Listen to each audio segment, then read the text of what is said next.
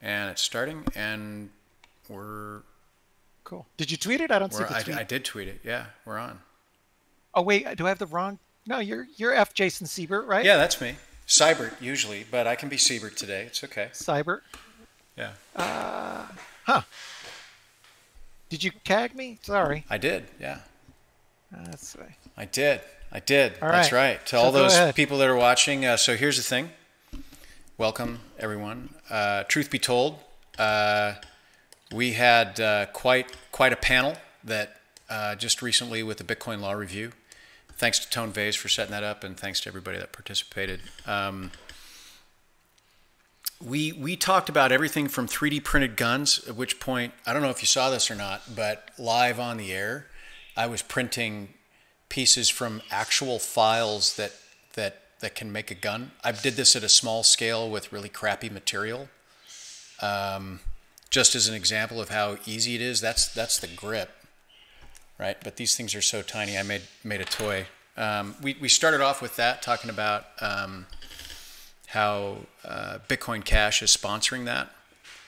And then we transitioned into the latest security issues that were going on in the space, and Ravencoin was discussed. And one of the things that was interesting to us is this lawyer, Pepe, I don't know if you know him or not, Bruce.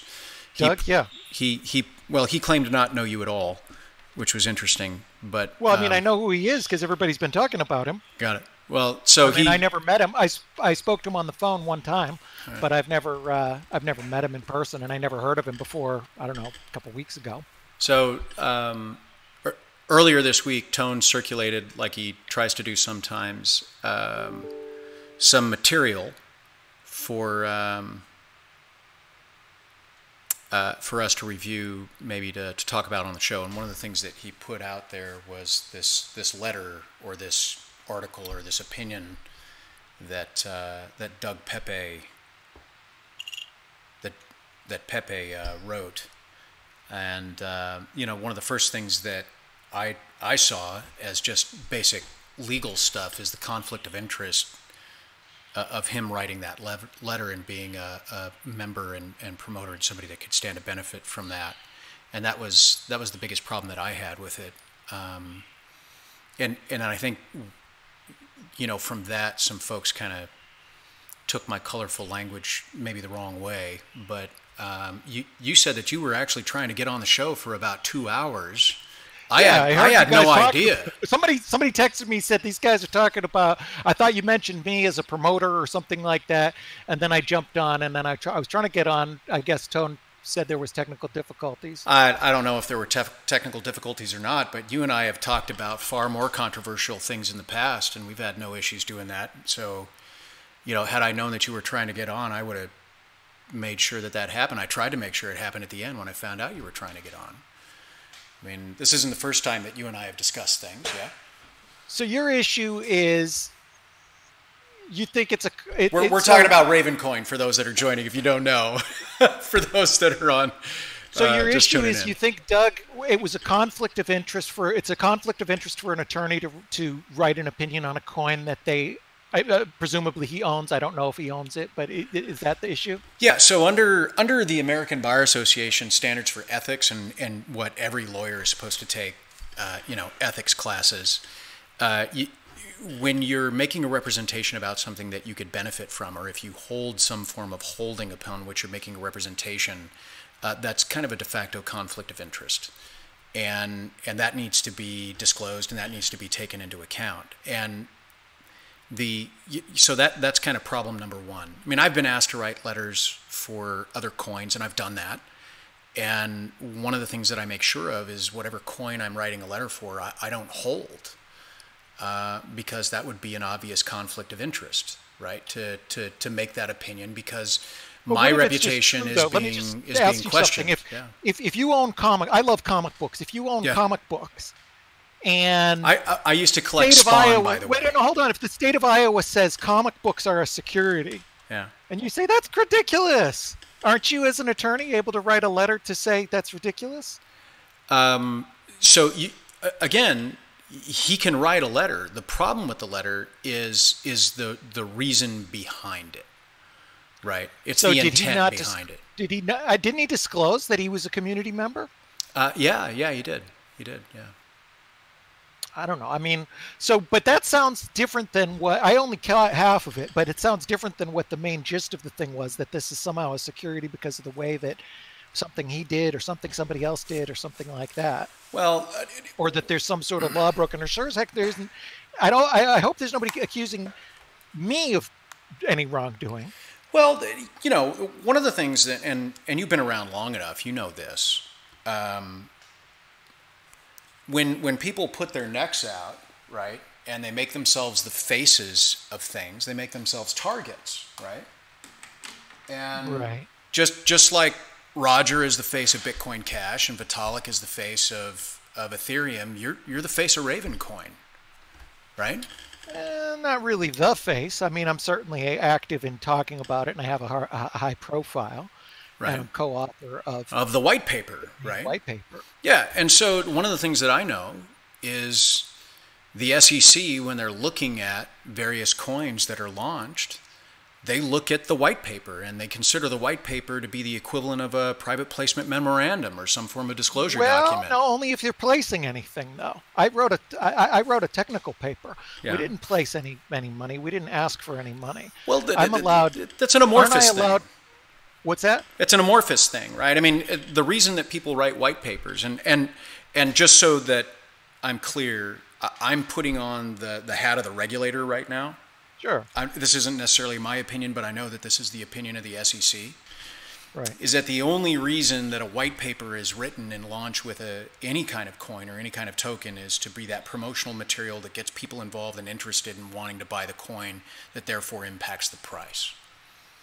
Right? I disagree with that strongly, because there's thousands and thousands of papers that are written in technical ways that have nothing to do with promoting anything. And secondly, even if that is the case, I don't see how that would make it a security in and of itself. If somebody writes a paper to promote something, again, going back to the comic book example, if I write a paper talking about the glorious nature of comic books, and I predict that Spider-Man number 300 is going to be worth $80,000 in 6 months, that doesn't make it a security, and it doesn't mean that I'm a securities promoter. So I don't think that is the purpose. Hold on. If you wrote an article saying that Spider-Man 300 was going to be worth $800,000 in 3 months, and then you followed that up by saying, and I have 5 copies, and you should buy now for $400, now you're potentially putting people into that point to where they're going to want to speculate based on your statements to buy your product of what you have. That doesn't mean that Marvel is selling the security, but it means that you are. And that was the thing in the Shavers case, right? And I know a little bit about the Shavers case. I think you'd be subject to other laws, fraud or no. It could potentially like that, but transfer. I don't think somebody can make something like a coin a security. Absolutely, they can. Sure, they can. How, can I make Bitcoin a security by making my actions? If I No. You missed the point. It's the investment contract that's created, and that was the whole deal in the Shavers case. Sure. Right? And I argued, and the SEC agreed, that Bitcoin as Bitcoin was not a security. Okay? Right. We agree on that. I think even today you and I can agree on that. We're fairly reasonable people. Although there are some arguments that could be made that it's crossed over, that there's some centralized control in Bitcoin, but we haven't crossed that line yet. What Shavers was doing was selling investment contracts, and the subject of that investment contract was the underlying cryptocurrency Bitcoin. Okay? Right. Right. So in your case, with your Spider-Man comic book, you can absolutely turn a Spider-Man comic book into an investment contract based on your individual, Yeah, if I'm selling it and everything else. Correct. But I think the types of commentary that I've done on Ravencoin are way within the realm of. I don't think I've ever even mentioned the price. I mean, I don't think I've even discussed the price. I sure as heck have never said, this is going to be some great investment opportunity. If anything, I've said things contrary to that. I've generally stayed away from anything about the price. I helped co-write a technical paper and I published it, and that's pretty much my involvement in it, other than talking about the technology. And I don't think any of those things are any violation of any rule that I have, and they certainly don't make the coin a security in any way. I don't think. Well, and the thing is, all right, we look at these things, and I'd appreciate if you and David would have a little more deliberation before you go off and give this. Somebody watching that show could have the impression reasonably that I've done something wrong, or that Ravencoin has done something wrong. And then if that's the case, you would have done us a grave disservice. And I would appreciate if you look at this deliberatively and say, okay, what is the exact law? Do you think there is a law violated? Do like a court would do. They say, here's the law, here's what the law says, and here's what would need to be proved in a jury, and here's how we prove it. And if it says, okay, this is an illegal offer of securities, I mean, you have to walk that out. But it seems surprising that you guys are so flippant about talking about these things, because there's a lot that goes into it. I mean, as you're probably aware, I've been governed by the SEC for 27 years. I've been registered. We have lots. No, we've talked about that. I spend hundreds of thousands of dollars on lawyers. I don't just rush out and say things. Overstock is a publicly traded company. The CEO has mentioned this coin. They're heavily involved in it. He's mentioned it on annual meetings. He's mentioned his ownership and everything else like that. And I would imagine that the hundreds and hundreds of thousands that I spend, the millions that they spend, all the in-house counsel that we have, all the in-house counsel that they have, the 27 years experience that I have, the significant experience that they have, that we could at least have the benefit of the doubt. Somebody doesn't just go on and just accuse us, or maybe you weren't accusing, but I think that people could watch that and have the impression that we've somehow done something wrong. And I haven't been accused of any wrongdoing, and I certainly don't mind you playing devil's advocate with the regulators. I talk to the regulators all the time. I've met with the state regulators. I've met with the SEC. I am 100% confident that I could defend this coin completely and totally. Any actions that I've had, any actions anybody around me has had. If anything, there's a lot of other things that are much more a gray area. They're harder to do. We want to issue securities tokens, as we've talked about. That's a harder thing. How do you issue a securities token? That's your counterparty type asset that you're including, I'd like to issue an investment company. I mean, that's a real issue. That's really hard. That's something that I have a big question mark. Can you, under the investment company of 1940, can I have some sort of token that is basically a fund? And if so, can we follow the mutual fund rules when we're not going to be on the exchanges that mutual fund rules were done? Those are the kind of areas that there's a lot of gray area and a lot of stuff. But I'm pretty confident that Ravencoin and any actions around it have been, about as clean as you can get. And just to recap very quickly for people who don't know, the model was this.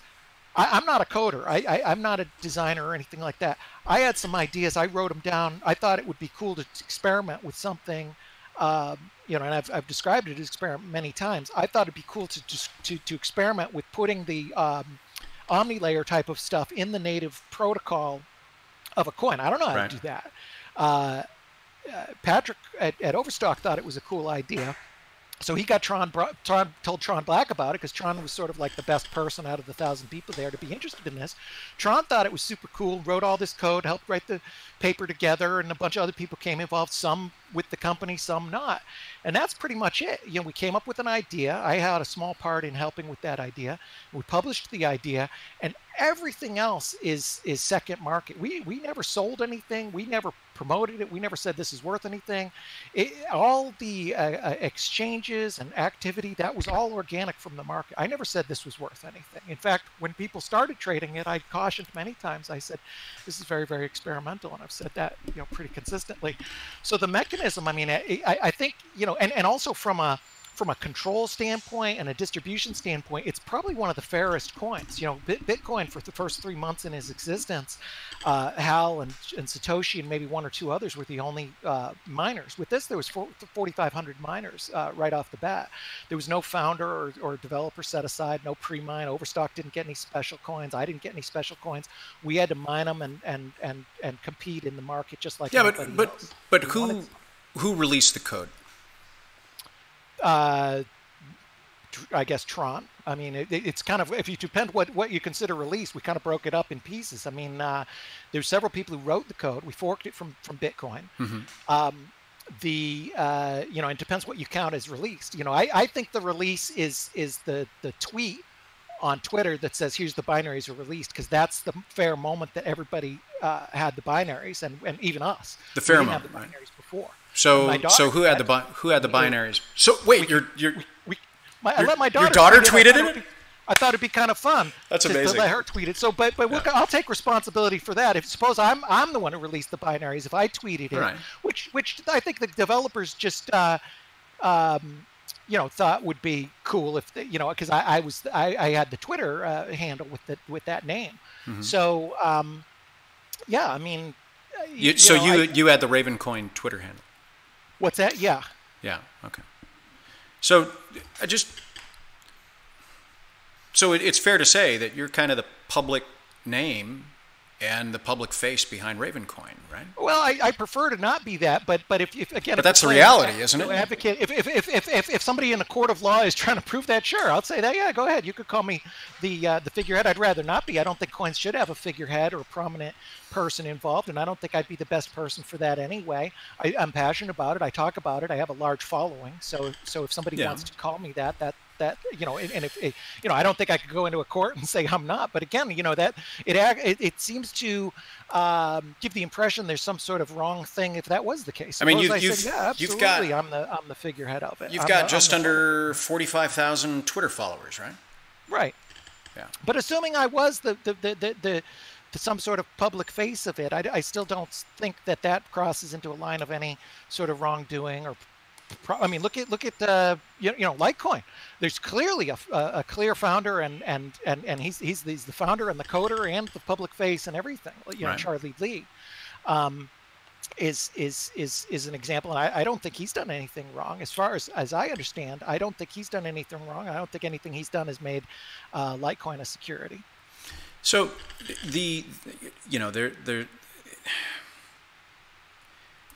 let's just kind of go through some of the things that have happened in the last couple of months, information from regulators, the things that people thought, the things that people didn't think, and then kind of take a look at what's been going on with Ravencoin, if you want to. If you don't want to, that's fine. Sure. So a couple of years ago, what was it, 2015, I think, I went to the Bitcoin conference that was in June, maybe, in New York. Which one was that? Consensus. Consensus, that's the one. Yeah. Met Michael Turpin, Reggie Middleton, a bunch of folks, and we started talking about various things. And at that point, the big question that everybody wanted to know is it possible to launch, a coin or a token without it being a security? I said, absolutely. It'd be, like a utility token, a utility coin type deal. And we started talking about what that is and what that means. And the conversation progressed to where I wrote a couple of blog posts for Reggie's Boom Bust blog. And that kind of became the basis for, a footprint or a layout that I was trying to give the community on how to do things and not violate the securities laws. And, the main idea there is that when you're messing with other people's money, that's when government regulation comes in, right? You know that. You start raising money with other people's money. Sure, just to clarify, I don't think we've messed with anybody's money. We've never asked for any money or accepted any money in any way. No. Well, so it's a huge difference from almost every other coin. Except you know that under securities analysis in both state and federal law, you don't actually have to receive money in order to receive money's worth or value.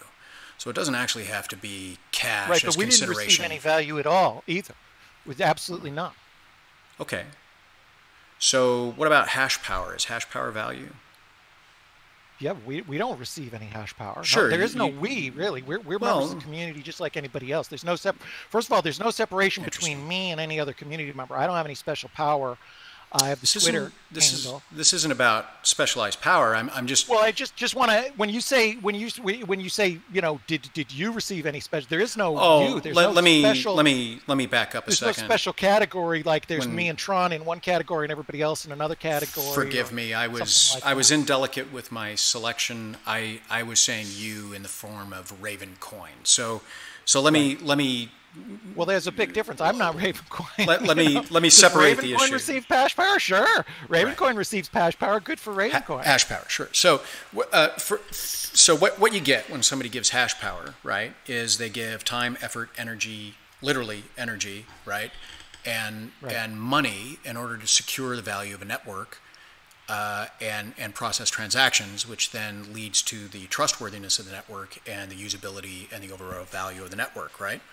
So I don't know about you, but when I go to value what a coin is worth, I will look at its overall hash power, and I will look at the price of the coin versus the hash power. And if I believe the hash power to exceed the value of the coin, I will actually look at day trading that coin, because I believe that it's going to go up, because the hash power shows the confidence versus the price per the coin, right? I mean, I think that's a fairly reasonable algorithm to follow, right? So, for example, if I'm switching between Bitcoin or Ethereum or whatever, I'll take a look at whatever the hash power dedicated to it is, and if I will change my day trading metrics based on hash power versus price. So, if Ravencoin's hash power, which Mr. Pepe said that he thought that at one point Ravencoin hit like a 2 terahertz hash power metric. Do you know if that's true or not? Yeah, that's true. When did it hit 2 terahertz? Probably a couple months in. And where are you now? Where is Ravencoin now? 544 gigahash. Okay, so it's gone down a little? Yeah. All right. Why do you have any reason to understand why it hit 2 terahertz? Any metrics, or why it's down? Do you know what the difference is there? Well, like any coin, it's a combination of people thinking of there's a lot of opportunistic miners who want to mine these coins and sell them. Certainly. So that's for speculative purposes, right? Yeah, you'd have to ask them, but I assume right. And so this is where it kind of crosses into that line of we all know that, there are people that are going to speculate in things, just like you may speculate in comic books. That has nothing to do with what Marvel's doing, right? But there are people that will speculate in that instrument, correct? Sure. And there are people that do things for certain speculative reasons. And when Mr. Pepe said specifically that he published his paper with the full intent of the price of Ravencoin going up, that's kind of a red flag. Wouldn't you agree? I mean, play devil's advocate from an SEC regulator standpoint for a second. Is that what he said? He said he published the paper hoping the price would go up? Yeah. I don't know. I'd have to think about that. I hadn't really thought about that. I thought that he published the paper just because he's a lawyer and recognized that truth needed to be told, and the truth is it's not a security. Tone so was... said, I could help this. Yeah, but Tone asked him the question on what his expectation was, and he said that... I don't see how that's necessarily a problem. Again, using the comic book example or something, it certainly doesn't change the property of Ravencoin. I'm not an expert on the Bar Association rules. I think, and from what I gather with the community, Doug certainly did this for free, pro bono, because it's something that he thought would be helpful and truthful. So I certainly hope he's not in trouble. But that's between you lawyers to decide if he's had a problem with the Bar Association. No. What I'm talking about is that certain people have different motivations, right? And there is a fly that's buzzing around here that's driving me nuts. I can't get rid of it. Different people have different reasons, different motivations. And your motivation and somebody else's motivation for being involved in Ravencoin can be two different things. We can agree on that, yeah? But I mean, sure, there's all kinds of people with all kinds of motivation. There's people who want to buy a Lambo and they're wrong. I've told them it's not a good idea to buy a Lambo. Not that that's my responsibility, by the way. I don't have any responsibility to rein in speculators. I've actually tried, even though it's not my responsibility, but I don't really have... Some at the SEC would say that it would be your responsibility. Why would it be my responsibility any more than any other member of the person who likes the coin or talks about the coin? Well, so, again, devil's advocate, right? If I was sitting in the SEC chair in New York and I was taking a look at Ravencoin's activities, I would look at you specifically and say, all right, well, you tweeted it out. You hold the Ravencoin handle. You announced the beginning of it. You're an advocate for it. You wrote the white paper. You speak publicly about it. You defend it. Nothing you've mentioned so far comes into the SEC's jurisdiction. You still haven't made any case at all of why it would be a security. Well, give me a moment, right? Obviously, the analysis takes more than just 2 seconds, right? So if we're looking at somebody that is a control person or a promoter, there's no control. There's no control. I don't know if we've actually come to that conclusive statement or not, right? At a minimum, promoter is on the table, right? I think there's prima facie evidence enough for a subpoena, right? For argument's sake, let's pretend there was a new thing called Ravencoin Fenton. And I made a thing called Ravencoin Fenton. I'm going to make a fork of Ravencoin Fenton. I'm going to say, I am the boss. It's my coin. I'm the public face. It's mine. Yeah. It's 100% under my control. I'm running the GitHub. I'm running the Twitter. I'm running the website. And it is going to the moon. Yeah. Is that legal? I think that is legal, actually. Of course. Not a security. None of what you've said and none of what we're talking about. See, here's the thing that's very interesting to me. A lot of people equate the securities analysis, and when I talk about what is a security and what isn't a security, they assume that there's a value judgment of good or bad behind it. And I've never made that value judgment. Right? I'm just doing an analysis of is something more likely to be or not likely to be a security. And if we turn around and look down, have we crossed a line? And if there is that line, then we have certain regulatory framework that has to be dealt with. I don't make a quality judgment. But that line is very clearly defined in the Securities Act of 1933. No. It's very broad. I'll give you that. It's very broad. But can you show me any case where somebody is I don't know. I can. My involvement is I can show you a case on anything. All right. Discussing that's why I stopped before I said it. But there are weird cases about everything. But for one thing, take the percentage of cases where nobody asked for any money. I didn't get and there's also so I know that the next thing you say, there's plenty of cases. There's airdrops. There's other things that have been declared securities, even though the people didn't ask for money. Yeah, I'm aware of those too. Yep. But. And remember, I did start this conversation. The promoters gave themselves something. I am no different from any other person who's called a promoter. You can't tell me that Joe Schmo, who's watching your podcast right now, watches this and says, "Holy Christmas, Jason, that Ravencoin thing sounds like the greatest idea I've ever seen. Bruce is a genius." And they go tweet it and say Ravencoin is awesome. Are they a promoter? What if they have 100,000 followers? I have 40,000. What if they have 100,000? What makes me any different? I wrote a paper. What if somebody smart writes a better paper? What if Adam Back writes a paper? He's way more credible than I am. Not that he would, but suppose somebody more credible with a bigger following jumped in. Did Adam Back fork Bitcoin? Did Adam Back fork Bitcoin and propose a new type of asset platform like you did? He certainly could. I mean, Charlie Lee did. Could, but did. But it doesn't make it a security. Is my point. No. Listen, again, this is where the new information that we have, and I talked about this at the beginning of this line of discussion, was over the last couple of months, a lot of things have started to come clear on how the SEC is going to do this stuff, right? For some people, for those of us who've been really following it's been clear for years. Exactly, I'm clear on what they're going to do. I've been meeting these guys for years. I've been exactly clear on what they do. I could show you tweets from 2-3 years ago where I predicted almost word for word what the SEC commissioner was going to say. Well, all along, they've been very consistent. It's been very consistent. For the people who've been involved in this and following it, I've been talking to these guys for years about this. It's very consistent and very clear. And there hasn't been any surprises for us in the last several months. All along, the guidance from the SEC you and I would agree that the one surprise was how open they were about airdrops.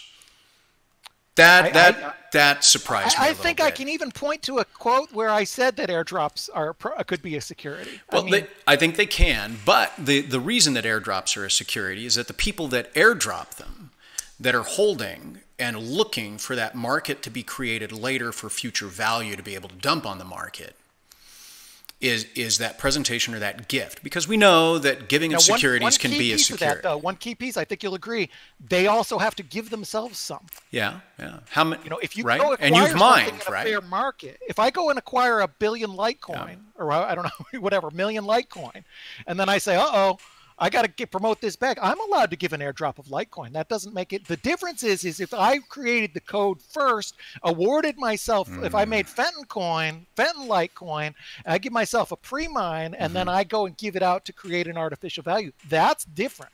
But if I acquire it on the fair market, just like Charlie did, if I have to mine, I have no special powers. I had to mine like anybody else. There are a lot of people who own way more Ravencoin than I do. There's a lot of people who own way more Ravencoin than Tron did. Same with the company of Medici mined, but anybody could have mined. Coinbase could have mined. Bitfury could have mined. Anybody could have mined. So we all had a very, very fair platform. And I think that is really, really, really key in looking at these things. Because the first thing I would say to the SEC is, how do you differentiate me or Tron or anybody else from anyone else? Is it because of the paper? Because certainly people are allowed to write papers. Bitcoin has hundreds and hundreds and hundreds of papers, and I would imagine Ravencoin has several dozen. Yeah, but you have to admit that there's a difference between that and you in this circumstance, right? Sure. Which is why I used the example. I said, suppose I made a fork of Raven called Fenton Raven. No. You made a fork of Bitcoin called Ravencoin, upon which you wrote the white paper for, and you put out the tweet on when it was done. That puts you in a unique position. Don't you agree? Not in a legally unique position. It kind of does. It kind of does. Really. No, I think people are allowed to. It doesn't change the nature of it. No money was asked for. Nobody. No. That doesn't matter. In a different way of than course anyone you do. else. Of course you do. How do I? Oh no, I absolutely do not. I do not profit in any different way than you or anyone else. Okay. Absolutely Well, not. hold on. One, disclosure. I don't own Ravencoin. I don't have it. Right, but you and I have the same ability to profit on it. The only way that I can profit or you can profit is by speculating on it. Speculating, mining, buying, selling. That's the only way that we could profit on it. Right. And I don't have any special ability over you for that. But according to your white paper, that's not the reason for Ravencoin to exist, and that's where I'm confused. That isn't the purpose of Ravencoin existing, and the two things are separate. You asked how somebody could speculate, and I answered. No. That was a previous question. You said there was no difference between you or me when it comes to Ravencoin, and then you took it to the place where the only way that I can or anybody can make money off of it is to speculate on it. And the thing that your white paper says is that the reason for Ravencoin to exist is for people to spend 500 Ravencoin on creating assets to make asset tokens. So do I make money on Ravencoin by speculating on an open market, or do I make money on Ravencoin by turning it into securities by making some counterparty deal or some ERC20 token? I don't think I've ever said anybody can make money on Ravencoin anyway, other than just when you just asked or when it just came up. But no, the purpose of Ravencoin is to be an experimental fork to see if some kind of asset creation can be done using the Bitcoin chain. I mean, that's what it is. Even aside from the 500 thing was added later. So just do that. That's the point I'm making, right? Right. That because it's being actively traded, that there's a market price for it, because it's being pumped by some guy named Pepe, who just miraculously, who's never given away a single tenth of an hour in his life, decides that he's going to write an academic paper to allow this thing to go on Bittrex. And anybody out there that's going to believe that this guy did it out of his own altru-fucking-ristic heart, that he just did it, of course he wanted to do it. Absolutely believe it. Of course he wants it to pan. Without evidence again. Except there is evidence. I was in those conversations. You know what happened the first time that Bittrex contacted people? They went into the Slack and said, can we get an NDA from whoever's in charge so we can talk about listing it. They wanted to list the coin. They came to Ravencoin. And I and a couple other people responded, there is nobody who's going to sign an NDA. There is no head office. And people kind of laughed at that because we were basically saying, hold on a second. Take a hike. So Bittrex came to Ravencoin Slack and said, we want to list your coin. Right. Or they didn't say we want to list. They said we're talking about listing it, something like that. You know. Well, paraphrasing exploring listing it. We'd like to get just so you know, you're not under oath, and none of this is usable in a court of law. All right. So I will go into any court, into any regulator, and stand by this. I am absolutely confident that we have had nothing to do with any wrongdoing. Let me ask you a simple question, and this is on that line between is it a security or not a security, right? Is it a currency? Is it a utility token? You cannot have Ravencoin exist to be a utility token for the creation, or a currency for the creation of utility tokens to be assets, and simultaneously have it be a currency and not start to cross that line of turning into a security. Let me say that again.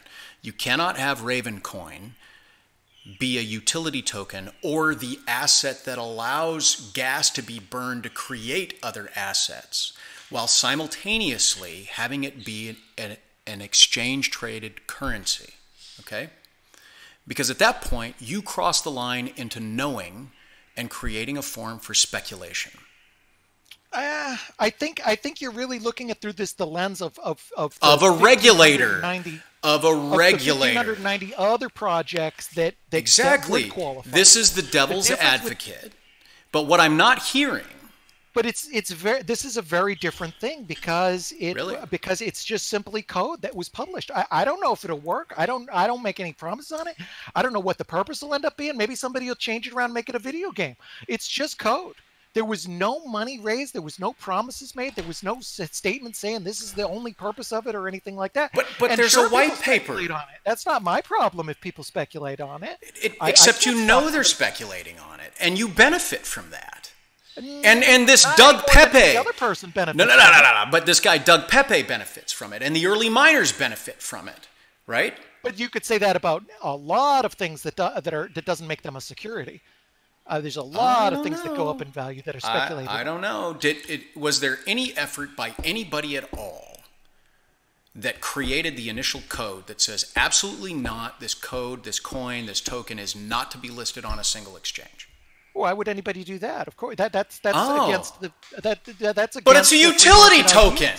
The point is that if it's a utility token, there's no need for it to be on an exchange, and everybody knows the second it goes on an exchange, these questions come into play. I'm not going to deny that there's.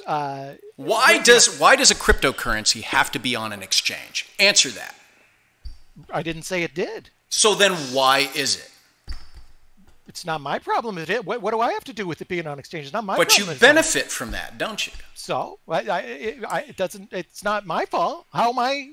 What have I done wrong that somebody put it on an exchange? Yeah, but somebody put it on an exchange. Got it.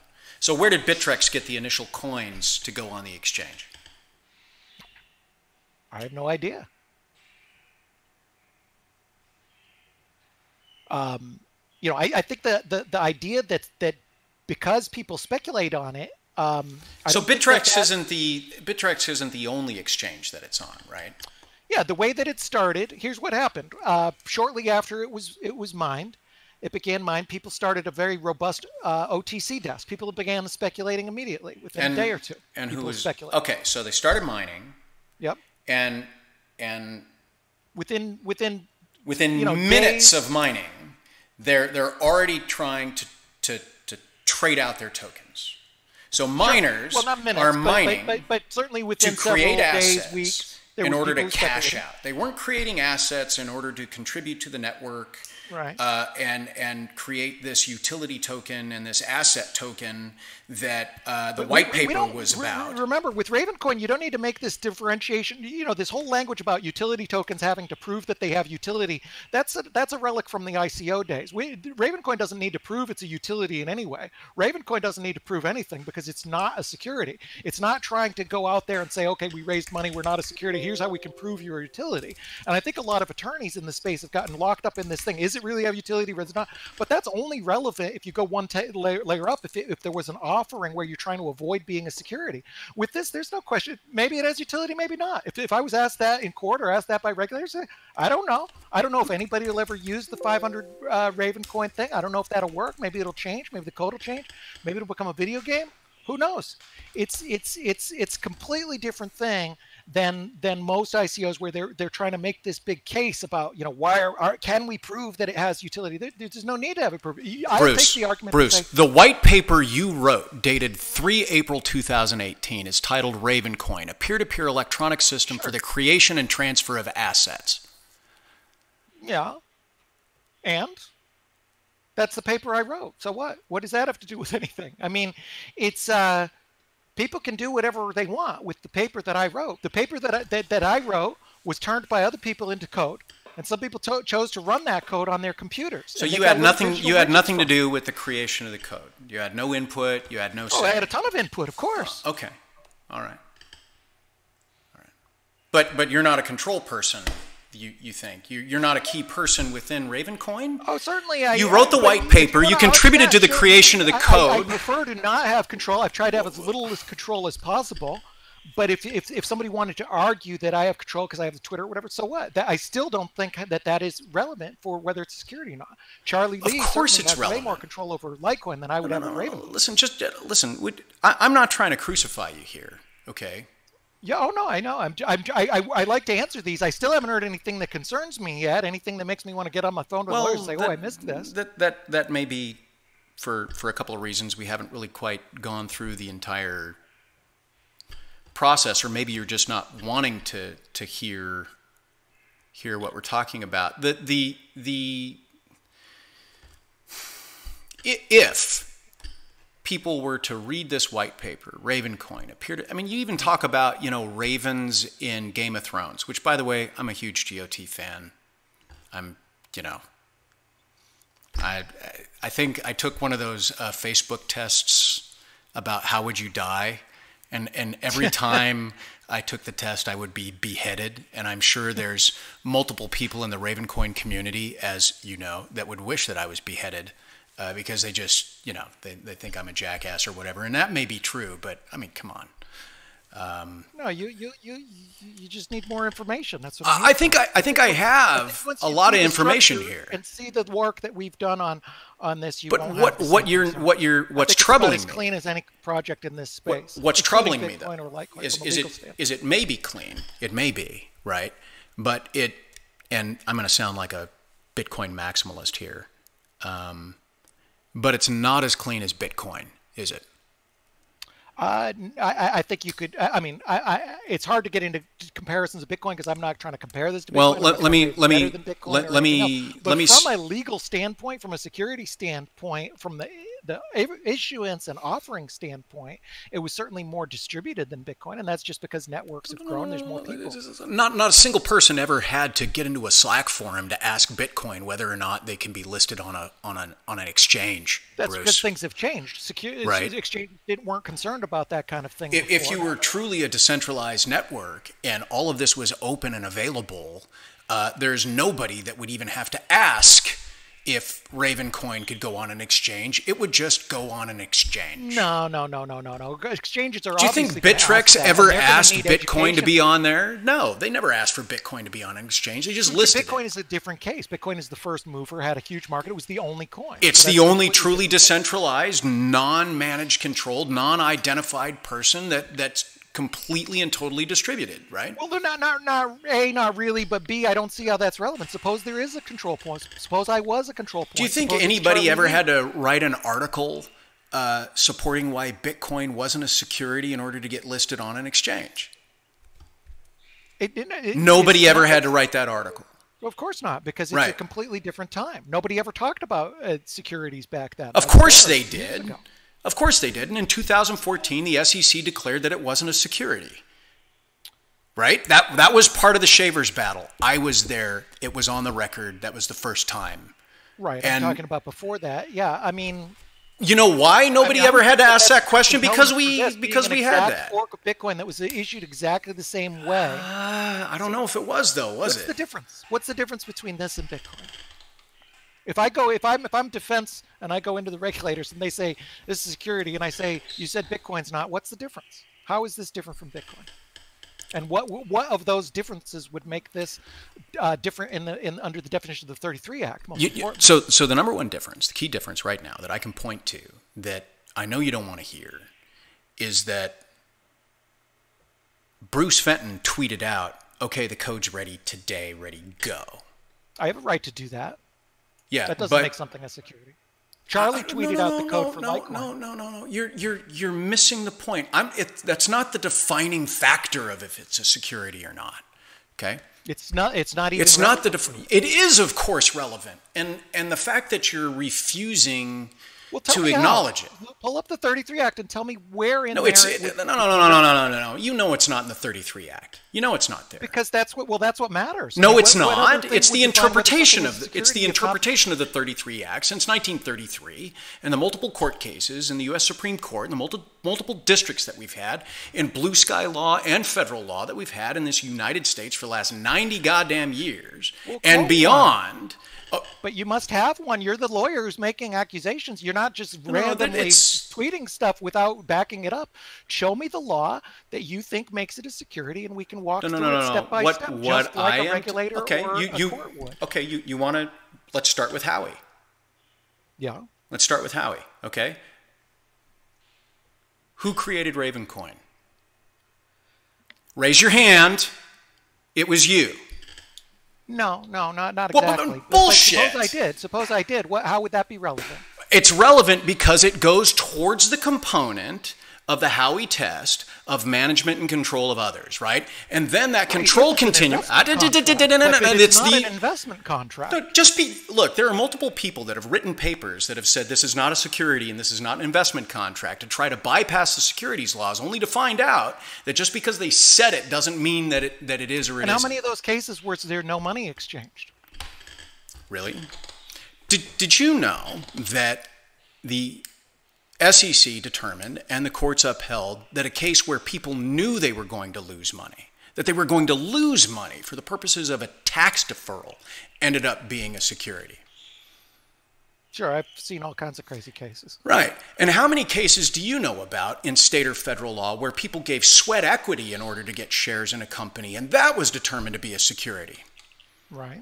Right? So you're sitting here, you keep focusing on nobody gave money, definitely. But how many, you said you had 2 terahashes of power supporting your network. You're telling me that's not money's worth? It's the Ravencoin network. It's not my network.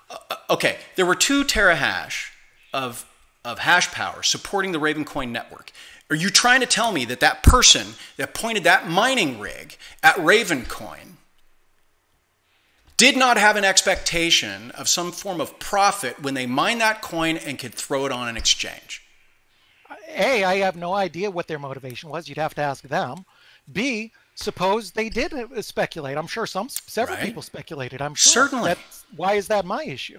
It's your issue because you wrote the white paper. Your name's on it. So I'm allowed to write a paper.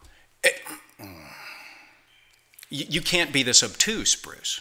But you haven't given me a specific thing. You tell me what you think that I've specifically done wrong that would make this a security, or anything that I've done. No. It's not a matter of right. It's not a matter of right or wrong. Get over the value judgment of it. It's an analysis. Under the law, I haven't heard anything close to a claim of why this would be a security, which means all of these other things about promotion. Because you're choosing to not listen. Well, try again. I mean, okay. You've had a lot of gotcha things like, are you the Twitter handle? Yeah, but none of those things are relevant to whether it's a security or not.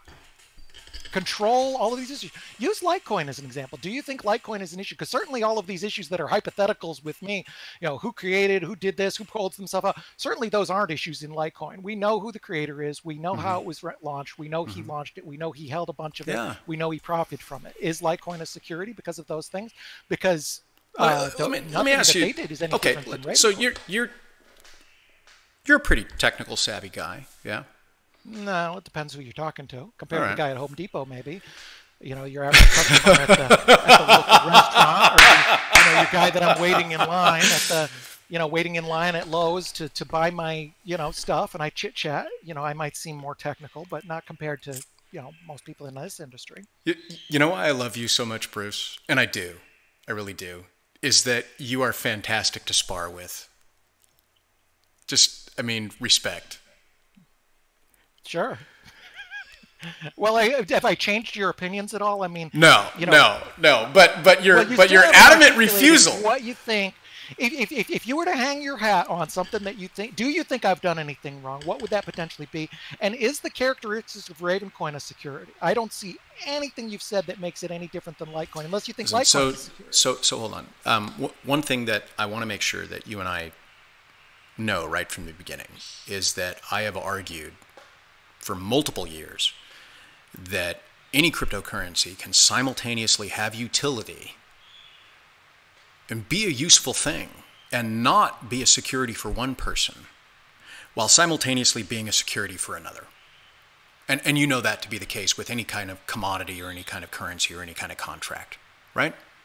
Yeah. Let's use your comic book for a second, right? To one person it is, to one person it's not. Package things, how investment grade, whether it becomes an investment contract. Investment grade wine, right? Somebody can buy an investment grade wine just to drink it, and somebody. I've been doing this stuff for a right? long time. Exactly. Okay. So,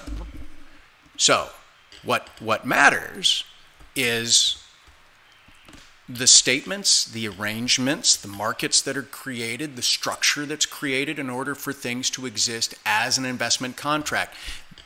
The securities laws are to be interpreted in the broadest sense possible to effectuate the purpose of the act. We know that, right? And I know that, and the SEC relies on that. This law should be treated and interpreted very broadly. That's right. So what you have is you have a bunch of guys that are very smart, and that's your crypto crowd, that have said, aha, I know how to get around Howey, right? And the DAO was created. I didn't think the DAO was getting around Howey at all. I didn't either, but there were from something like well, this. No, just don't stop correlating one to the other. What I'm saying is, there are smart people in this industry, and they think they find the magic bullet. And when they find the magic bullet, they rely on that, right? Like Ethereum. People launched Ethereum. And then what did they find out? Oh, shit, we did exactly what Ethereum did, and we got nailed because of low-hanging fruit. For the SEC to come back today through Hinman and say Ethereum's too decentralized for it to be a security because it's bypassed that, and this was the technical question I was getting to, is do you believe that Ethereum is so decentralized today that it's no longer in control, that the Ethereum Foundation or Vitalik no longer have any control over what happens to it? Now, there's two things with that. One, I don't think that... You understand my question? We're talking about Ethereum Foundation and Vitalik and the control make a case portion. Either way, but I think more importantly is for a coin like Litecoin, does that matter? No. Go back to Ethereum. Stay on Ethereum. Yeah. Don't go to Litecoin. Well, I don't think Ethereum's a security. I think that it could have been a security at the time it was offered. So you're talking about pre-Genesis, right? In the initial block offering, right? In the initial agreement that they had, which were the initial tokens that they offered prior to the launch of the Ethereum network, right? Right. That's a security. Nobody's made that judgment. I don't know. I mean, times were different. Like the SEC specifically excluded that. I mean, the SEC specifically excluded that from not being because they may go back because I think that they want to send a message to future ICOs: don't do this. And I don't think they're going to go back to Ethereum and retroactively do that, but they want that option to be able to do that, and that makes sense. But the question is, do you think Ethereum today actually meets the decentralized definition that the SEC gave? Yeah. Really? Yeah, I agree with the SEC. I don't care as much about the decentralized issue. But you do, because that's your argument for why Ravencoin isn't a security. No, it's not. Because I'm sorry. That was Doug Pepe's argument why it wasn't a security. No, it's one of the arguments that it is decentralized, but I don't think that. I think it could be centralized. Suppose somehow the whole community said, we want to elect you dictator.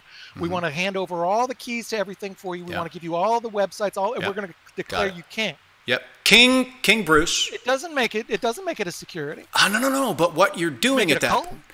Make it a bad idea. It doesn't make it a security. We were talking about Brock's cult down in Puerto Rico earlier today on the show, but I like Brock. He's a good guy. He gets a bad rap. Look, somebody can be a fantastic guy and also run a cult. It doesn't mean that they're exclusive. Okay. Now, what I'm... Can it be a kinder, gentler cult? Absolutely. But it's a little culty. That's right? okay. I like it. If I had time, I'd join. I'd hang out with Brock all day if I could. He's a good guy. A lot of fun. I believe you. Look, what happens is if you become King Bruce, yeah, what you have at that point from the traditional Howie analysis, and Howie is the start, it's not the finish. I said that earlier today. You have right there, check the box for management and control. Who are we pointing at? But there's a bigger box that's before that that's more important that wasn't checked, and that's the fact that there's no investment contract because unlike Howie, we didn't ask for money. Stop. You already admitted earlier that you understood that the giving of effort, energy, and resources can be the substitute for the giving of money. So you don't get to go back on me on that. The people mining is their equivalent of giving money. I didn't. No, but I didn't get anything from any. I didn't ask for any wages or labor or money or anything. Stop. That comes into the analysis, right? But what you're forgetting in all of this is that right from the beginning, even right now, the SEC has jurisdiction to launch inquiry into you. Yeah. Right? So, what do we have? We have people giving time, effort, energy, resources in mining. To a network. They're giving it to themselves as much as anyone. They're not giving it to me or anyone else. Okay, maybe. That might be the way that it's determined. It might not be, right? Again, I'm playing devil's advocate. I can argue both sides. I can argue both sides, right? The difference between Bitcoin and Ravencoin is that we all know who you are. Right. Right? Unless you want to out Satoshi Nakamoto, I mean. But if that's why I like the Litecoin example, because the Litecoin is everything that you can criticize is more the case with Litecoin. Okay, you have been hammering on the Litecoin example. Why don't you make your argument for why Ravencoin is Litecoin? What, not a security? Yeah, go ahead. Well, it's not a security because there's no investment contract, there's no money exchange. No. We already established that there's the potential for money to be exchanged by the giving of effort and resources as far as hash power. Okay, so you can't just dismiss that. You have to acknowledge that. Well, the network gets the hash power. I don't get the hash power. No. You benefit from the hash power, Bruce. So does everybody else. Exactly. And that's called the pooling of resources. Right, but how do you differentiate between me and anyone else on the network? Go look up Howie, okay? And what does Howie say? The pooling of resources under the management and control of others. Right. Right? Pooling goes to horizontal commonality. Everybody's combined pooled hash power checks that fucking box, Bruce. No, I don't. You can't put your head in the sand. No, I don't see how that's the case. No. Look, how many mining pools are created for Ravencoin? No. How many mining pools are there for Ravencoin, and who made them? There's a dozen plus. Right, and who made them? Various people. I mean, I don't even know the name of, I think, any of them. One guy I know. Did you read the complaint against Josh Garza and GAW Miners and the SEC's definition of how mining pools are almost de facto a securities offering? Completely different thing. No, it's not! No, Garza was asking for money. No, that's hash power. That went to his benefit. It doesn't matter. The giving of that hash power into that combined resource, which is under the management and control of others. Did the miner create the software? The hash power is. Does the miner have the ability to change the software? That's where Glenn Turner comes in. It's a completely different thing. No. Completely different. Who is the investment contract between? You know, if somebody's saying there's an investment contract, who would that be between? Who is the investment contract? That's where your name being on the white paper puts you in the crosshairs. But I'm not making a contract with anyone. I haven't promised anything, and I haven't gotten anything in return.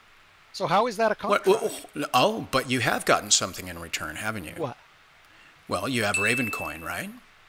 I got Ravencoin because you mined, right? Because you mined computer and ran software on my computer. Yeah, of course you did, right? Right. But but that wasn't given to me by anyone else. And from the first day you mined a Ravencoin to today, has the price gone up? From the first day, yeah. Yeah. Mm-hmm. All right. And you don't see that you've benefited at all from these mining pools and from these statements and from your white paper that you wrote and the software that you put out? For one thing, no, not really, because the price has been pretty flat. I mean, it's gone up, but overall, I think I'm probably even or flat or down. What was Ravencoin worth the first day that it came out that it was mined? And there's only one answer. I don't know. Zero. It was worth zero. Buy or trade it. It was worth absolutely zero, right? Because there was no market for it. The very first Genesis block, zero. Pretty quick market. I think within a couple of days, people were trading it. Isn't that something? Really?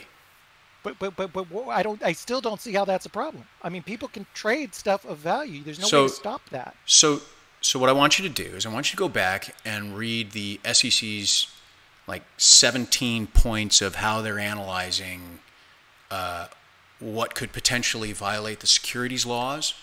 Right. I've read those things. Okay, go and reread them. Right. They were in the Hinman memo. Right. Right. Go reread them, and relook at that statement about how quickly people were trading things on exchanges, and I want you to. That's independent of any action that I took. People are allowed to speculate on things. People can speculate on something. But you can't tell me. By the way, I can promote it too. I've never said much about the price, but I believe that I have a legal right to do that, just like I have the legal right to say that Litecoin's going to go to 100,000. I think I have the legal right to do that. It doesn't make it a security. It doesn't change the nature of it. You know different than that. You absolutely know different than that. You hold the asset, and you're out there making statements about its value, of which you have a direct interest in the result. And for that, you know that there are securities laws that come down on top of that. No, absolutely not. People look at the number of professionals, investment professionals who have target prices for Bitcoin. That doesn't make Bitcoin a security. You can have a price target. No, but you can't be. Listen, Bruce, you are the equivalent of a market maker and an issuer. Okay, from analysis. Of course you are. I'm absolutely not an issuer. How did I issue anything? You created the code. You created the concept. I didn't create the code, but suppose I did. Yeah. So what? That doesn't make me an issuer of any kind of security. That makes me a publisher of code. Oh, come on. Don't be that obtuse. No, it's not obtuse. Think it through. Did you mine it? Did you mine it?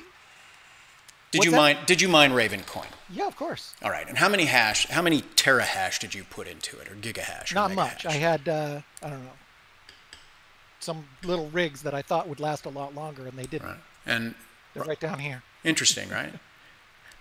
By the way, I wasn't able to get my 21 butt box pointed at it fast enough to even be able to have it be worth anything. Besides, that's an ASIC miner, and so it wouldn't have worked anyway. I thought that I didn't think anybody would be interested in it. I thought it would be weeks before anybody mined it, but I mined it. I got some the first few days.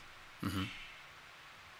So Ravencoin is currently listed on Bittrex, Upbit, QBTC, CryptoBridge, Cryptopia, TradeOgre, Nanex, IDCM, GraviX, CryptoHub. I mean, that's pretty amazing for a coin that was launched, 4 months ago? Less than a year ago, 9 months ago. Right? Yeah. And so, by far the largest volume of any of those exchanges is Bittrex. And in fact, in Ravencoin's own Reddit board, people were celebrating that it was listed on Bittrex. Sure. And you say, of course. Why do you say, of course? Because you keep saying these things as if they're a gotcha. It's like me saying, no, it's not a gotcha. Bar Association I didn't say that. I see a flag behind you. Gotcha. Is that or is that not a flag? You're randomly saying things that just aren't relevant. Yeah, sure. You don't think it's relevant? If that's your case, that's fine. But go and read the SEC memo again. Go and read it again. Go and read it again. Okay, so let's understand what we got here, right? To argue that it's not a security, you need to show that people are not speculating in it. No, I do not. Sure you do. Look at the new standard. Look at the new standard the SEC put. No, the SEC already did. The SEC did, and the Hinman deal. I'm amazed at. No offense, but I'm amazed at how flippantly you get the law wrong for a lawyer. Excuse you really me? Need to either every other lawyer I'm talking to is incorrect, or you are. You're just factually wrong on that. Okay. Speculating does not make something a security. You're taking an incorrect point out of the 17 bullet points in the Hinman memo, and saying that's because that's under the context of ICO offerings that are asking for money. It's not under the context. It's not exclusive. You can't say because you mined it and that it was distributed that factor doesn't matter. Well, it's one. It matters a lot, and it's one. Thank you. It does matter a lot, doesn't it? Whether or not there is active participation in an exchange. And you keep dismissing it, and I keep telling you it matters, and you keep telling me that there's no evidence that Ravencoin has any characteristics of a security. Well, and every time I say, there's you're at the head of it, people gave mining power, and it's traded and it's speculated. That's all three. Let's go to the point. You can't keep telling me that I'm fucking insane, Bruce. What's your opinion that something being speculated on makes it a security? Can you point to a law or a case or something that certainly. I know what you're referring to. You're referring to the Hinman memo. The concept. No. Listen, stop telling me I'm incorrect. Well, because you're conflating issues. Of violating security I'm not accusing you of violating securities law. Oh, okay. So for the last 4 years that I've dedicated my life to this issue, done a lot of research. I don't really. Okay, right, let's get back on track. It doesn't need to be a personal attack. Let's keep it to facts. And keep it to facts. It seems to me that you are saying that because of the Hinman memo, because it talks about when something is being speculated, that is one of the strikes against it that may be considered a security, but not in and of itself. There are all kinds of things that are speculated that are. I didn't say it was dispositive. You took it that I said it's dispositive because you're thinking in ones and zeros. You released the paper. People are allowed to write papers. They're allowed to release papers. They're allowed to mine. They're allowed to buy coins. They're allowed to speculate. They're allowed to talk about it. None of those things make it an investment contract. The main things that make an investment contract are when somebody asks for money in exchange for consideration. If barring that, there's a whole bunch of exceptions, airdrops and the examples that you used, like labor, when people work at a company and get equity. But clearly, equity is already a security. In this case, the action was that code was. Do you know how many forks of Bitcoin there are? There's hundreds. Anybody can fork a Bitcoin now, and do you know how many of those have been determined to be fucking scams in the last couple of years? But if they're not asking, yours would be one of two. You claim there's Litecoin and there's Ravencoin. The only two forks. That are not. Monero is not a fork of Bitcoin. You know that. You're smart enough to know that. Yeah. That's a completely different code base. It's inspired loosely. All right. But really? Come on, you know better than that. Most of the 1,500 coins out there, or 1,590 of the 1,600, they asked for money and they did raises. I mean, I don't see how somebody could make a case to say that because people are buying these things that make that speculation. So hold on. I can't stop. What would be the mechanism? Think about this. I've got the Hinman memo up right now. The court found that to be the case. What would then prevent? How would you enforce that in the future? I mean, how would would somebody in the future say, "Oh crap, I better not write a paper, or I better not release code"? Bruce, I've got the Hinman memo up right now. Okay. Question 1. Is there a person or group that has sponsored or promoted the creation and sale of the digital asset, the efforts of whom play a significant role in the development and maintenance of the asset and its potential increase in value? And the answer is, yes, there is a person. No, absolutely not. And his name was Bruce Fenton. There's no sale. There's no sale. That's completely incorrect. And what would I be different than anybody else? Excuse me. This is not an exclusive sentence. You have to understand that this is the rubric of which they evaluate it, right? They can take the word sale out and say, did you create it? Yes, you did. All right, check. Right? It doesn't say and specifically including exclusively sale. Right? So, Bruce Fenton sponsored and promoted. No. You didn't promote it? You didn't promote it. You said yourself you tweeted it. You have the Ravencoin tweet handle. You cannot say that you're not promoting it when you hold the Ravencoin Twitter handle. You're talking in the context of an offering again. No. These are the questions. You can say it's not an offering, but based on this weird fucking world we live in today, Bruce, it can be considered an offering. The white paper you listed would be considered an offering document. Absolutely not. Excuse me? It absolutely can be. No, it cannot be. Just because you say it's not. No. You can say it's ridiculous. I will walk into No. No. Here's what I'm saying. Demand to be prosecuted. If they want to bring it, they can. It is not a securities offering. I wrote a paper. I'm allowed to write a paper. It's free speech. I can write a paper. Sure. There is no mention of money. I didn't ask for any money. I didn't get any money. I didn't profit from it in any way. Bullshit. How is it bullshit? You did profit. How? You've got Raven coins that are now worth more than they were before based on a paper you wrote and a line of code that you distributed and published on Twitter, of which people followed. I don't think they are worth more. For another thing. Really? No, the market's been down on most coins. No. From the day you mined your first Raven coin, your basis. Do you only take the coins from day one? Don't you take all the coins? No, take your basis. I've been accumulating all along. Great. How much are you mining today? I'm not mining anymore. I've bought coins on the open market. Oh, so you're actually involved in the market? Yeah. Aren't I allowed to buy coins? No, I mean, how does that make it a security? There's thousands and thousands and thousands of people who've bought coins. Question 2 is: has the person, you, retained a stake? All of this is this memo. I'd love to read along with it. It's the SEC.gov news speech Hinman 06-14-18. This is public information. Okay? This is on the SEC's website. The second question: has the person or group, remember, question 1 is there a person that has sponsored or promoted the creation? That's you. Right? Has the person or group retained a stake or other interest in the digital asset? Retain a stake? You have a stake! You mined it. I have a stake. Retain a stake is completely different. That's interpretation. Exactly the same as every other person.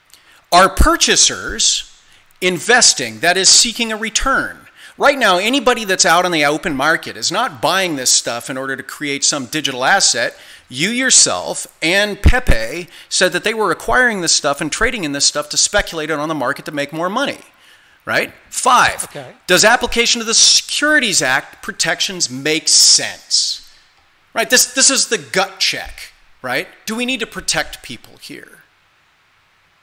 And I would say that if you would ask Jorge Tinero and Valerie Stepanek right now at the SEC's crypto department in New York, and you would ask them whether or not people needed to be protected from speculating in Ravencoin, they would say absolutely there needs to be regulation. Well, fortunately, they're governed by laws, and in this country, you're mistaken. Say that they don't like gay people or marijuana. No. Give them the legal authority to cover actually, it. they do have legal authority. I have the right under free speech to write a paper.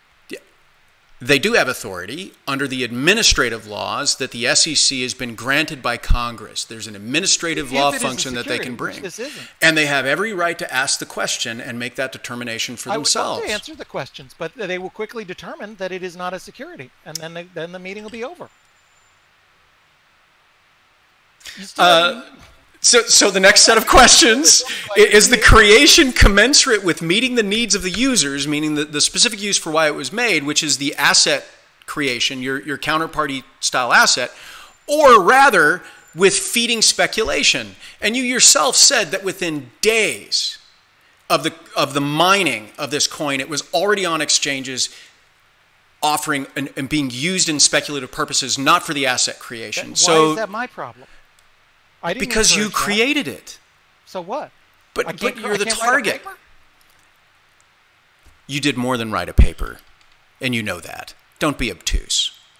You still haven't said any specific action that you think that I've done. I wrote a paper. I bought some of the coin. I mined some of the coin. I spoke about it. Yeah. I stand by those things. Those are Yeah. publicly stated. Those are absolutely things that I've did. And all of the gotchas that you've had have No. you So you don't own the Twitter handle Ravencoin, and you've never. I told you that. Yeah. And sure. and you've never you've never told anybody that Ravencoin is doing certain activities. Of course, I've talked about certain activities. All right, and you didn't tell people that they could start mining Ravencoin. Of course, I did. Oh, okay. Again, I don't see any of these things that even come close to being considered a security. Oh. I just don't. Okay. If I came up with or contributed to ideas, somebody wrote those down, published them. I went on Twitter and said, "Hey, this is published. It's cool." Yeah. People run it. Yeah. And they get little digital widgets. Yeah. And they decide those widgets are worth something. That doesn't make it a security. You're skipping the beat because you don't want to maybe see that potentially you're the control person. What I want to share. Well, okay. Well, let me share. It's just factually not true, and I can prove it. There was a fork just the other day. I didn't even know about the fork. I'm not a control person. I don't have control over it. I have control over a Twitter handle. Big deal. And I really don't even view that as mine. Other people have made tweets on that. I would let other people use it if I view that as kind of a, community. So you don't think that you're creating the white paper, contributing to the code, promoting it on Twitter, telling people when they can mine and when they can't mine. You're speculating in it. You're actively participating in the markets. You don't think that subjects you to any kind of potential liability from the SEC? You'd have to give me a specific, nothing in what you said in and of itself. I know it sounds it, but like I said, we've spent a lot of time and effort on this, and I haven't heard anything that gives me cause to concern. I don't know every single aspect of the law and every single decision, but we have looked at this for a long time with a lot of lawyers who spent a lot of time on it. I'm pretty familiar with the rules, even as a non-lawyer. I have been governed by them for 27 years, never had a single problem. I've met with these regulators probably more than almost anybody in this industry on this particular topic. I haven't heard anything that you've said that gives me concern. I understand the reason that you're concerned. A lot of this stuff sounds concerning, but our case is a very, very different case because of the way this was released. It is an idea. All Ravencoin is an idea. That idea is expressed in code. And that is very, very, very different from everything else where there's clearly an investment contract. There's clearly money being exchanged. There's clearly those kind of relationships.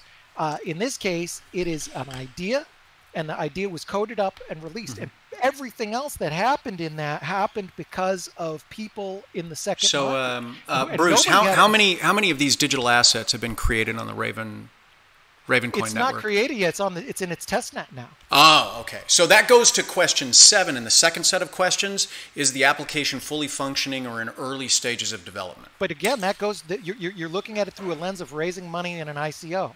No. What you're maybe not connecting out of choice because you don't want to believe it. I wish I could Could you give me the link so I could pull this up? I'm sorry. Yeah. Here we go. I'm going to throw it into the Google Hangout forum here. That's our call. Did you get it? Got it. Okay.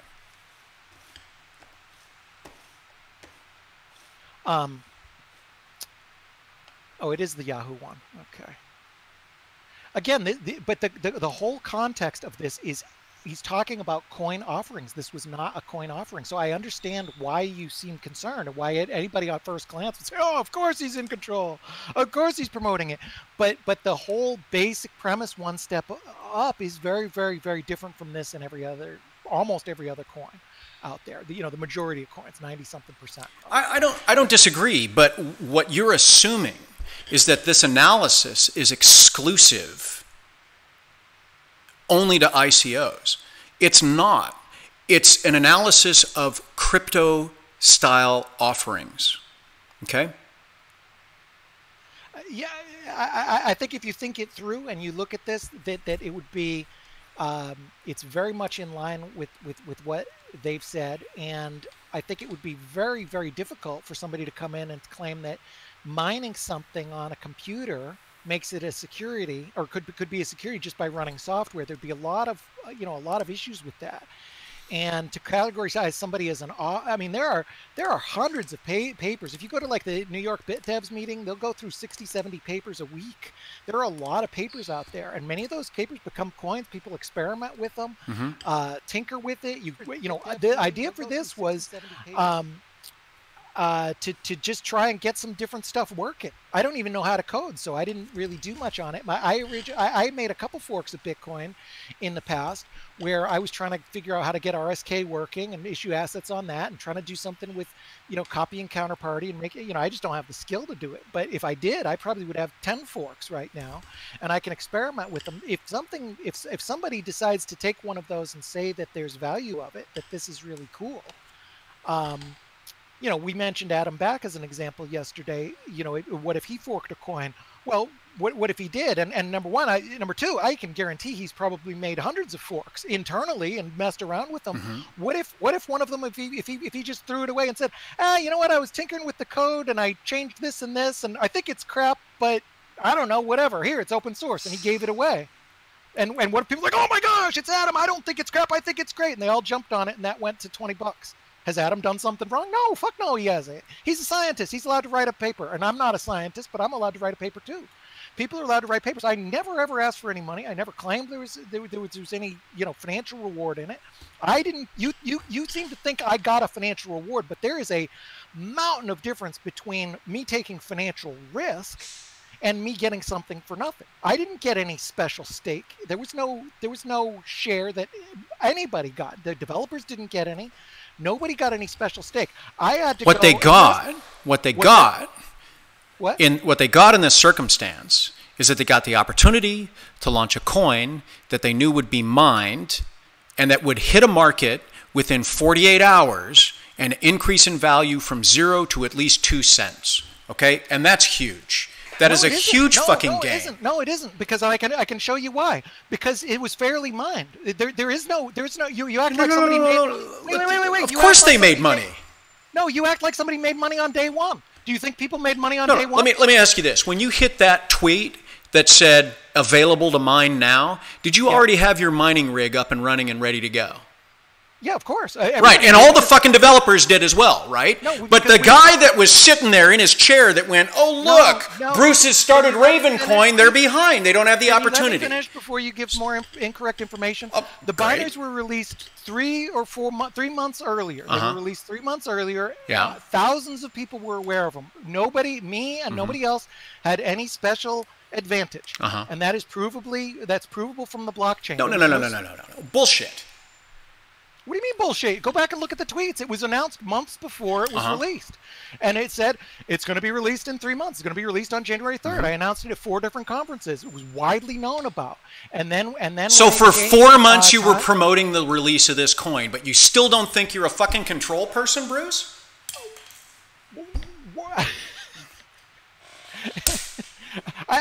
Anybody can promote it. I don't understand what the issue is. Not everybody gets to get on stage at cryptocurrency conferences and get a forum of people in your trust position to be able to say, oh, by the way, we're launching Ravencoin and it's going to be fantastic. We can launch digital assets. Hold on. How would I receive any advantage of that? You have the people that I'm talking to. Well, hold on. Hold on, no. Wait. You were with the Bitcoin Foundation, right? Yeah. Okay, so you don't think that has any benefit or any sway or any influence on the crypto community? All right. I went to the Texas Bitcoin Conference and I talked about Ravencoin. How does that benefit me? It's called in traditional securities world, that's called the roadshow. Right, because they're selling something. Really? Yeah, really. Okay. I was selling people on downloading the software and running the software and mining. Why would you do that? I'll stand by that. I told it I want everybody to mine. I wish we had 50,000 nodes. I went out and I said, mine it. Here's the software. It's coming. The day before, I retweeted it. But why? What's the point of mining? Why would you want people to mine? Because I want the network to be strong. Why? because that's a cool experiment to see how strong the network can be and to see if it's stable enough that we can issue assets on it. It's strong enough to issue assets on it. Okay, so if the network is strong enough to issue assets on it, then that means it becomes a usable product, right? Well, it's not really a product, but it's of course it's a product. It's already a usable protocol. Of course it's a product. Okay, right? Call it product, whatever. I mean, if you call Bitcoin a product or Litecoin or whatever. No. Ethereum's ERC20 protocol is a product. Counterparty is a product, okay, right? Then this is a product too. Right. If by those definitions, it's a protocol that does stuff or will do stuff, might do stuff. That allows people to create digital assets to be exchanged and traded. Look, I've got counterparty assets. I've got ERC20 tokens, right? So, yeah.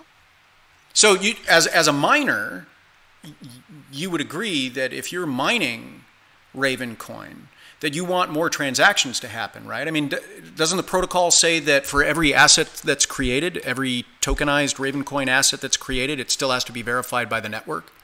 So doesn't that create transaction volume for the mining rigs? Uh-huh. And don't you get a transaction fee for that mining operation? Who, miners? Yeah. Yeah. Okay. So a strong network means that it's a usable network, secured network, that people want to use those assets in order to secure that, create more assets, at which point in time it creates more transaction fees for the miners. You don't see that as a duh from a business model? Because I sure do. And I'm a moron. And if I can see it, what do you think the SEC is going to see? I don't think the SEC has any authority over it. Of course they do. Care if people print you don't widgets on their computer. Wait, you're talking about the creation of digital assets which are going to be created. You don't think that the SEC has jurisdiction? jurisdiction? The assets are completely different. The assets are certainly, like all things, governed by securities laws, and each one of those is going to have to be judged on their own merits. Yeah. And but you don't think Ravencoin needs to be judged on that based on the Absolutely, roadshow, judged on that, and based on you being the promoter, based on you doing 4 months of roadshows and advertisement of when things were going to be marked. I mean, it looks like March 10th. They're not roadshows. I'm sharing the code. You use this term as if I'm selling something or yeah, you were selling your network that you created, your baby. Why else talk about it at the Texas Bitcoin conference, Bruce? Why else would you promote that's it? What people do. They go and share technical papers and discoveries and things like that. I mean, I don't see any problem with that, right? I mean, people can write papers, talk about them, make funny. Experiments. I love you so much. But you know, I mean, it's you know, I still don't see a problem. I mean, yeah, sure. I told people to mine it. I'm not, you know, again, it's these gotchas. It's like, you know, as if there's something wrong with that. Of course I tell people to mine it. I hope people mine it. But you don't think that you have an interest in that when you tell people to mine it. You don't think that that's some sort of self-serving statement. Because my coins might go up in value? I mean, that applies to everybody who holds the coins, whoever talks about it. Yeah. I don't have any special powers over it. See, the thing is that makes it really different than everything else is, you know, I wasn't selling anything. I didn't, you know, you have this thing that you alluded to earlier, as if that, you know, day one when it's launched, that I made some kind of money from that. If if you're in the audience at the Texas Bitcoin conference and I'm speaking and you're in the audience, what advantage do I have over you? How do I make money from you? Walk me through the mechanics. So the advantage of that is that you're a person of authority giving a presentation at a conference of which people have paid money to go see. Assume that they listen to me. I got that. Yeah, I assume I'm authority. They trust me. They listen to me. Of which you're a person of influence, and you're up there giving a presentation on a product that you've created that you say is going to be fantastic. Okay. Well, I didn't really say it was going to be fantastic. Well, okay, I'm paraphrasing, but what did you say? Well, no, what did you say? The tapes are all online. I mean, I generally talked about what the capabilities are designed to do and what it will hopefully do, and that's pretty much it. But for devil's advocate's sake, you know, whatever you assume I said, you know, walk me through how I would have an advantage. What would I have gained at the expense of my audience member in Texas? How would I have profited from that? How do I profit from releasing a paper? How do I have if you're in the audience in Texas, how do I have an unfair advantage over you? You were in the securities business for 28 years? Still am, yeah. Right, and tell tell us again what your role was. Well, I've done a lot of things. I was a broker for many years and registered investment advisor and so on. All right. So you had to have seen a roadshow pitch. Obviously, yeah. Yeah. So what's the advantage of giving a roadshow pitch? But you're talking apples and oranges. You're not really. No, I'm not. I'm asking. Answer my question. It's typically to raise. I've led hundreds of roadshows. Okay. And the goal is to raise money. The goal is to spark interest for when the security is going to be released, so that it has maximum value on the day of release. Sure. Right. Right. So you did 4 months of road shows. No, it's a completely different thing. You did 4 months of road shows before the release of your network. In a security... Why do it at all? Why even mention it at all if it's just some experiment? If you just wrote a paper, Bruce, I just wrote a paper. About the experiment. Yeah, so why talk about it? So you're telling me that either you were invited to go to all these conferences and talk about Ravencoin, or you approached the conferences and said, hey, I want to talk about Ravencoin. Either way, you chose to talk about Ravencoin at those conferences for 4 months. I make no apologies about that. Yeah, right. I make no apologies about that. Why? It is a complete... Why not? Why what? I wrote a paper that I'm proud of, and I like to share it. I have that right. I just wrote a paper. I just want to do that. But if I said, look, my HO token that I created as a joke to better understand how ERC20 tokens work and how easy it is to get on an exchange... The 30 million HO tokens that Nathan and I created are hotties, which, by the way, I'll give you some for free if you want. If I went around for the next 4 months and started telling people that HO tokens is really where it's at, you don't think that that's suspect? Well, of course, you don't think you don't think that people are in that audience listening to the great Bruce Fenton? No, that's completely different. No. The great Bruce Fenton is up there talking about Ravencoin as the future. And you don't think they took that as a speculative statement for them to get interested in this at all? Come on. You can't believe that. It's a completely different example. I asked you what advantage I would have over somebody. What would be my motivation to do that? How would I make money on it? You are a seller. No, I am not a seller. Of course you are. You sold it for 4 months. You sold Ravencoin. I didn't sell any token. I sold... I didn't say you sold a token. I said you sold Ravencoin for 4 months. Well, I sold people on telling them that this exists so that it would be a fair launch. Interesting. I mean, if I didn't do that, I'd get all kinds of crap for people saying that I secretly mined it. Just from a production standpoint, if you could lean a little bit to your left, your face wouldn't be cut off. Perfect. This way? Yeah, perfect.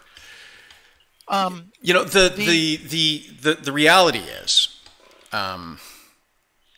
I can't say today, sitting here, whether or not you offered a security or not, right? Because I'm not that authority. The SEC is.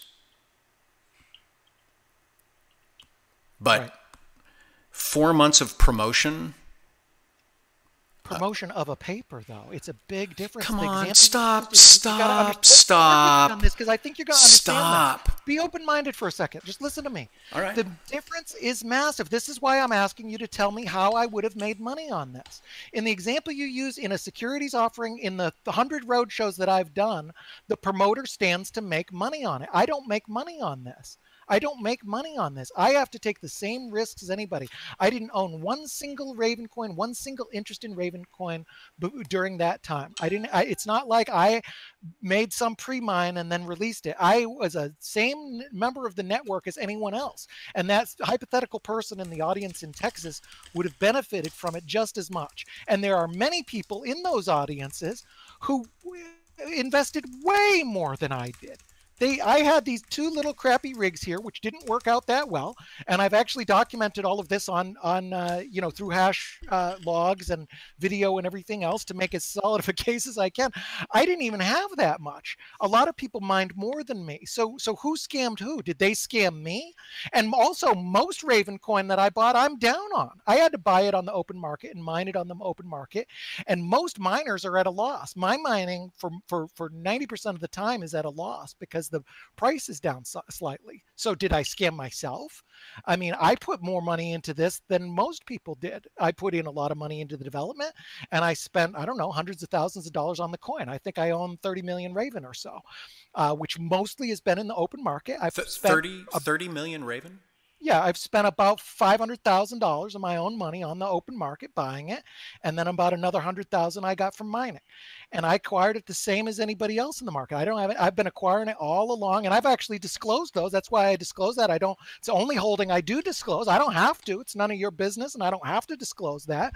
But just to be extra transparent, I do, and I've disclosed it many times. In the first week, I had $1.2 million, and then I got a little more and a little more, and I've disclosed it all along. I have to accumulate in the same environment that everybody else has. And I think overall I'm slightly down probably. But the thing is, at this stage, 8 months, 9 months into it, and all of the time before, I'm under the same risk as everybody else. I don't have, if I cash in right now, I don't make anything. It'll be at a loss. It'll be, pretty much even. I don't get any advantage. The only, yes, I am a holder, and sure, I can profit if the coin goes up, but that's a very, very, very different thing when I had to go and acquire those on the open market fairly, just like everybody else. I have absolutely no advantage over anybody else. If it goes up, then it goes up, and we all benefit. If it doesn't, then we don't. But I would have to be. I mean, if you say like, who is the one promoting this? It's usually a hierarchy thing where one person or group has an advantage over the others, and they're promoting because they own a bunch. They have a pre-mine. They have a special advantage. They already accumulated a bunch. It's just not the case in this. It is a very, very, very different metric because it was done completely fairly and openly, and that's why we worked so hard to document. That's why I went out and did this so-called roadshow, to make absolutely sure, because what otherwise will happen is people say, oh yeah, you say it's fairly mined, but you guys secretly mined it on 4 computers for a year and accumulated 1 billion coins and then came out. We knew that would be a risk, so we worked very hard to fairly mine it. It was announced very, very, very widely on Twitter, and this is very easily documentable. And there was thousands of people, and we got a very small, and we meaning me, and also you have to judge a line about like who are the quote unquote insiders. Is it me and my family? Is it people? All my friends knew about it. Anybody who followed me on Twitter knew about it. People who went to those conferences knew about it. The developers knew about it. Overstock is in Utah, where they a lot of those people knew about it, and a lot of big family events are a common thing in Utah. A lot of people told their family, shared the tweets and things like that. Patrick Byrne is a huge public figure. He talked about it. So it went out and out and out and out. And that's why there was 4,500 miners on, within 4 days.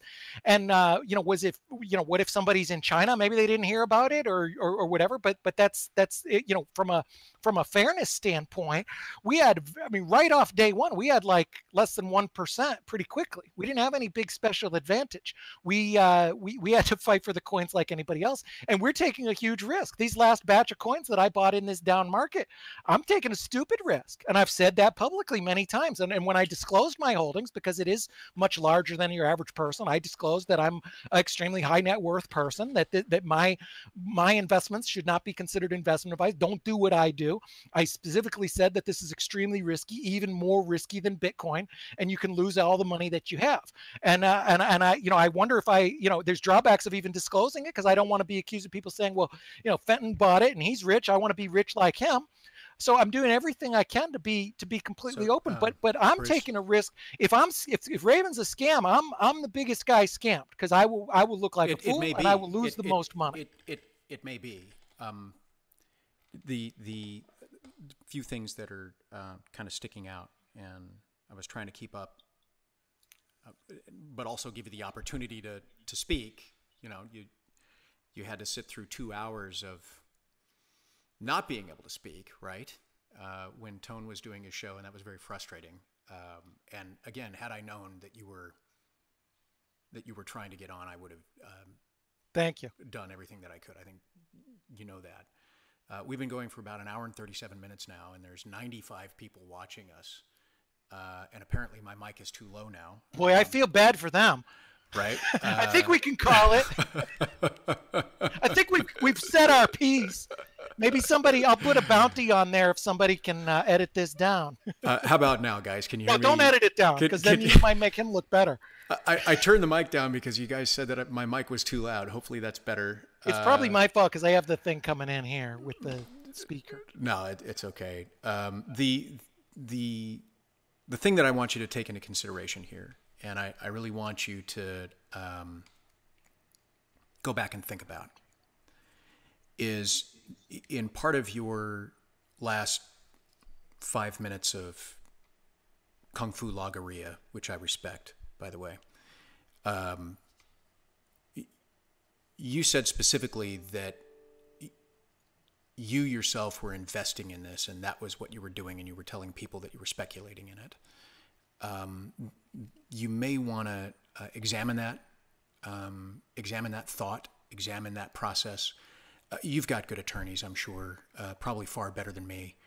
I'm just a shitty attorney in Texas that wears orange shirts, and I build sales stuff, and I'm working on refitting a racing sailboat here. That's why all this crap is over here.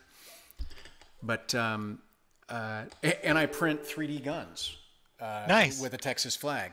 Good for you.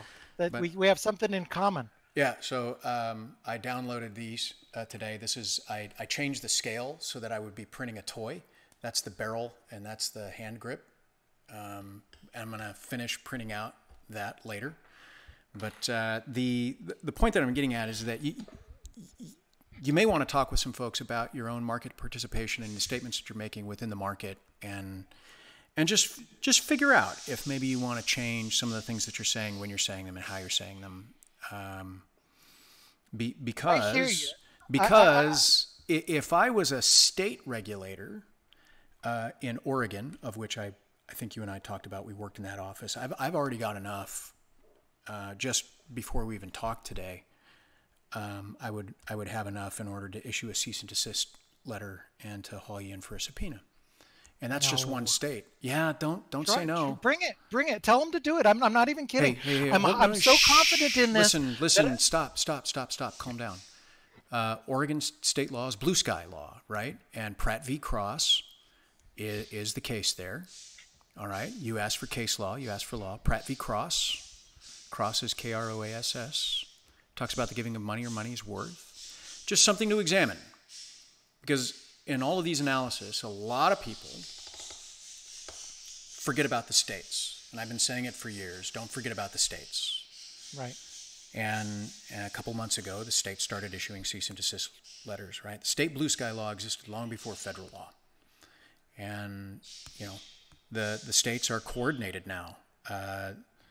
The state securities regulators, Nassau, has got together. They have educational material now on how the state regulators can be more informed on how these things are working. And they're putting together coordinated efforts and starting to do this stuff. So, again, I don't wish bad on you, Bruce. But I do think, if you're going to have guys like Doug Pepe make statements on behalf of Ravencoin. But I don't have anyone make any statement on anything. It's an open source network. Again, I'm doing the global we. I'm not accusing you. Yeah, but he can do whatever he wants. I think from what you've said, it doesn't sound like he did anything wrong, but suppose someone did. Suppose Jeff Garza comes out and says Ravencoin is guaranteed to go to 100 million and give me this, and he makes an illegal investment contract around it, and that is a security. It still doesn't affect Ravencoin. Ravencoin's open source protocol. There's nothing that Doug or me or anyone can do, in my opinion, that can change that because of the way that it was issued. It was issued as code, and everything else was a secondary market feature. And I think that it would be a hard case for them to make, since no money was raised the way that it was done. I understand the control issues when it's an offering, when it's an ICO. But in and of itself, I don't think Litecoin's a security. I think it would be a hard thing. Everything you've said pretty much applies to Litecoin more, and Litecoin I would say is more centralized. I mean, I don't even know how to code, so I certainly don't have Charlie's power. I do have power over influence over the direction of Ravencoin because I'm a well-known person and I co-wrote the white paper. But I suppose the most that I could do really is influence the code. I mean, all I could do, I could make a fork or I could go and say, all right, we're going to give a bunch of coins to me, or here's a contentious thing. And I could say, no, the Twitter is the real version. Anybody not on the Twitter? I mean, we could have a Bitcoin kind of thing. But even in those circumstances, even suppose I did have some sort of control, I don't think that in itself would even bring me to the level of Charlie. And it is a very different thing. Again, I really don't know how to code. I legitimately do not have the power that Charlie has. But even in his case, I don't think that control is a big, is a big issue. I think that you're able to control a project since he didn't make an offering or ask for money, and also following the money. If you look at who would have had damages on this, somebody goes to a conference, thinks Bruce is smart, I'm influential, they go buy a bunch at the peak, whenever that was, I don't know, sold it at the low, whenever that is, I don't know. The low could be coming up, it might be go to zero. Whenever that is, I don't know how you'd even time that. You're only calculating one version of what damages might be. You're not even looking at the administrative issues that come up. That's the thing that kills me, is that in every single one of these analysis that people do, they're like, well, what's the damages? I'm like, no, you forget. There are administrative, civil, and criminal laws that all apply. Sure. Right? And to be myopic and only say, well, who lost money? Ignores the administrative and the criminal side. Yeah, that's what David was saying about EOS. He thinks EOS is legal, but he can't bring an action because everybody made money. And he doesn't think anybody would jump on. That's a different. And it's the same argument with Tezos, right? But it doesn't change that. Both of those are very different. They raise money. That Eric Voorhees, nobody lost money with Satoshi dice, right? And feeds the birds, but he still owed damages in administrative penalties. That was also clear. I think in all of those cases, there's very, very clear differences. The first two, there's money exchange. Just let me finish my sentence. If you violate the administrative rules and the SEC rules that you violated their administrative rules, you owe them money. That's it. There's no federal judge. There's no criminal court. It's pure administrative law where they are judge, jury, and executioner. It's that simple, right? And you don't have to have harm for that to happen. People forget about that. Sure. Right? Sure, of course. And usually that money that they levy is from something that somebody raised. I don't know how they would differentiate between me and Tron, or me and Jesse, or me and Joel, or me and Roshi, or any developer. They will bring an action against all of you and let God sort it out. No, I just don't see it. I haven't heard anything close to lead me to think that there is an administrative law even question, let alone violation. Unlicensed, unregistered sale of securities. Nothing was sold. How was it sold? Again, you focus on a word and its literal meaning instead of that's a big word. Sale is a big word. Come on, man. It's a big word. It's not a security, and it wasn't sold. No money exchanged hands. We never sold any. We've gone through this.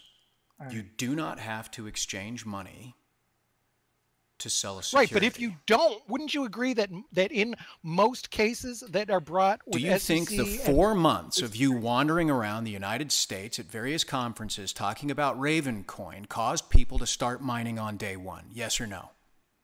Of course. Great. That means on day one, they gave their time, effort, energy, and resources, which is a substitute for money under the securities laws. Do you think I benefited from them giving their time, energy, and resources? It doesn't matter if you benefited or not. You're the one that asked them to do it. If I ask people to do somersaults, is that a security? Oh, Bruce. If I ask people to point their... No. Let's make a more realistic example. If I make a piece of code and I say this code is a free speech engine and our nodes just continually re-quote Shakespeare quotes, and I encourage people to download that. Is that a security? Me going on a road show and encouraging people to download software doesn't make it a security. It doesn't make it a sale. It doesn't make it an offering. Nothing you've said... But you didn't ask them to download software. You asked them to point their computers, their electricity, their money, their time, their assets, and their resources to secure the network that you created on the white paper. Well, I didn't create it. You already admitted you were part of the creation of it. Okay, but who created it doesn't really matter. Yes, it does. No, it doesn't. Yes, it does. Absolutely. No, it doesn't. Satoshi created it. 99% of the code was created by Bitcoin developers. Great. And I created 0%. So I don't see how you could say I created it. But the creation, you sold it, right? No, I didn't sell it. I told people about the software, and they chose to download Ravencoin and mine it. It's going to be great, right? I don't think I said it was going to I but you could certainly say that I download Ravencoin. It's going to be the worst fucking thing on the planet. I told people to download it for sure, but again, I don't see the problem with that. Why can't I tell people to download software that I think is cool? Can't I tell people to download Bitcoin binaries? Can't I tell them to download Litecoin binaries? Can't Charlie tell people to download Litecoin binaries? What would be the difference? The difference is the role in the person making the statement. I don't see how that is relevant at all. Of course it's relevant. As a promoter, can a student right now watching you, can a student say, what is he talking about forks? This is interesting. They go to GitHub and they become one of the 10,000 people that forks the code. Can't they do that and tweet it and say, hey, I just forked Bitcoin. What am I going to do with it? This is cool. Are they allowed to do that or not? The only difference with me is that I have a bigger reach. You have a really big reach, and you have influence, and you use that influence to get people to mine something that they wouldn't normally mine, of which you participated in the network, and now you hold 30 million of these coin. Right. But I had to buy those and mine them just like everybody else. Yeah. And you're what, top 1%? I mean, you have to be on the Ravencoin rich list, right? Isn't there a Reddit page, the Ravencoin rich list? I'm one of the larger holders, yeah. Yeah. So were you a larger holder before or after Mr. Pepe got the coin listed on Bittrex? Well, I've accumulated it steadily all along. Again, to avoid potential problems. You're not answering the question. Before or after? Well, because I am answering the question. You asked if I was a bigger holder. What'd you ask? If I was bigger holder before or after the letter or something? Yeah. I don't even know when the letter came out exactly, but in general, I think it was in the last August month. 2nd. It came out August 2nd, 2018. I typically buy And yes, I looked at the market price. Pretty much yes, every the market week price I buy went Ravencoin. up as a result of the letter. Yeah, I pretty much buy Ravencoin weekly. All right. Before the announcement, I held most of what I hold. I don't know, 29 million or something. Okay, so before the announcement, you had 29 million, and after the announcement, the price of Ravencoin went up. Yeah. So you directly benefited from Mr. Pepe's letter, right? Well, if I sold it, I would, but I know what you're going to say. That's a benefit anyway. Sure. Okay. So the unrealized gain on my Raven went up as a result of his letter. Yeah. Right. And what about Mr. Pepe's holdings? Do you know how much he holds? No idea.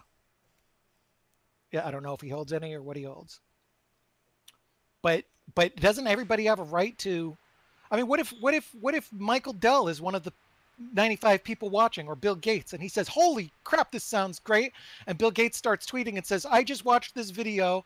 That Raven sounds like the greatest thing I've ever heard of in my life. But first he buys some, and then he says, this is great. I just bought some. I mean, people are allowed to speak about things. I mean, people are allowed to talk about protocols, and they're allowed to talk about, science that they're interested in, or papers, and I'm allowed to encourage people to download software and run that software, and that's all I've done. And so let me ask you a question. Would it surprise you to know that a lawyer that simply drafts a PPM that just fills in company information, would it surprise you to know that a lawyer can be liable for the company information that's put in there because the lawyer wrote it down on a piece of paper? So if a lawyer makes that a lawyer's liable for incorrect statements or something like that? So not even the lawyer's words. The client gives the lawyer information that goes into the private placement memorandum. Lawyer reasonably relies on the client. So you're saying lawyers have a responsibility to know what's going on. That gets published, right? And the lawyer, when the fraud happens, is held liable, and the victims go after the lawyer because the lawyer has the insurance policy, right? Right. But they weren't my words. I didn't write them. I didn't sell the security. I'm just writing a document. I just wrote a paper. But I'm fucking liable, Bruce. Okay. But because I'm the trusted person, right? Because I'm the lawyer. I'm the person making the statement. I'm the person upon which they reasonably rely. And so when you ask obtuse questions about if Bill Gates goes out and gets something and then comes along and says, oh, this is the fucking greatest thing on the planet, everybody should go out and buy it, people are going to rely on those statements. And if the thing tanks, they absolutely have the right to go after Bill Gates. And they absolutely have the right to go after you. Right. Because they are statements upon which they reasonably rely under the circumstances to make the decision of their purchase. And if the person owned something in that at the time that they did, the court can reconstruct through circumstantial evidence that the person made those statements because it's reasonable to assume that they would have gained from the statements that they made. Right. Right? And that's how that's constructed. So your 4 months of making statements, go out, get ready to download Ravencoin and run it. I didn't own any Ravencoin when I was making those statements. Yeah, but you knew that you would. So what? So did anybody in the audience. I had no unfair advantage or no advantage at all over anybody else in the audience. You're just not going to do it. But how do I have an unfair advantage if you were in the audience at Texas, you have exactly the same ability to download the code that I do. But by the way, to the troll box that's complaining about me cursing, I curse every day of my life since I was in the military. It's just a habit. It doesn't mean that I don't have something intelligent to say. Now, the point is, you're trying to draw a magic line, and there's no magic line. All of this started because you didn't think I had enough information, or people didn't think that we had enough information to be able to say what we were saying about Ravencoin. The number one topic about Ravencoin wasn't about Ravencoin substantively. It was about the Pepe paper, right? And it was the criticism of the Pepe paper. I don't see the criticism of it. I mean, if you think it's a bar association violation. No, it's not that. It wasn't a bar association violation. What it is, it's called a conflict of interest. And he disclosed that. It was about the believability of the paper, the independent evaluation of it, and the fact that he has an interest in it and he stood to gain from it takes away the independence and reliability and credibility of that document.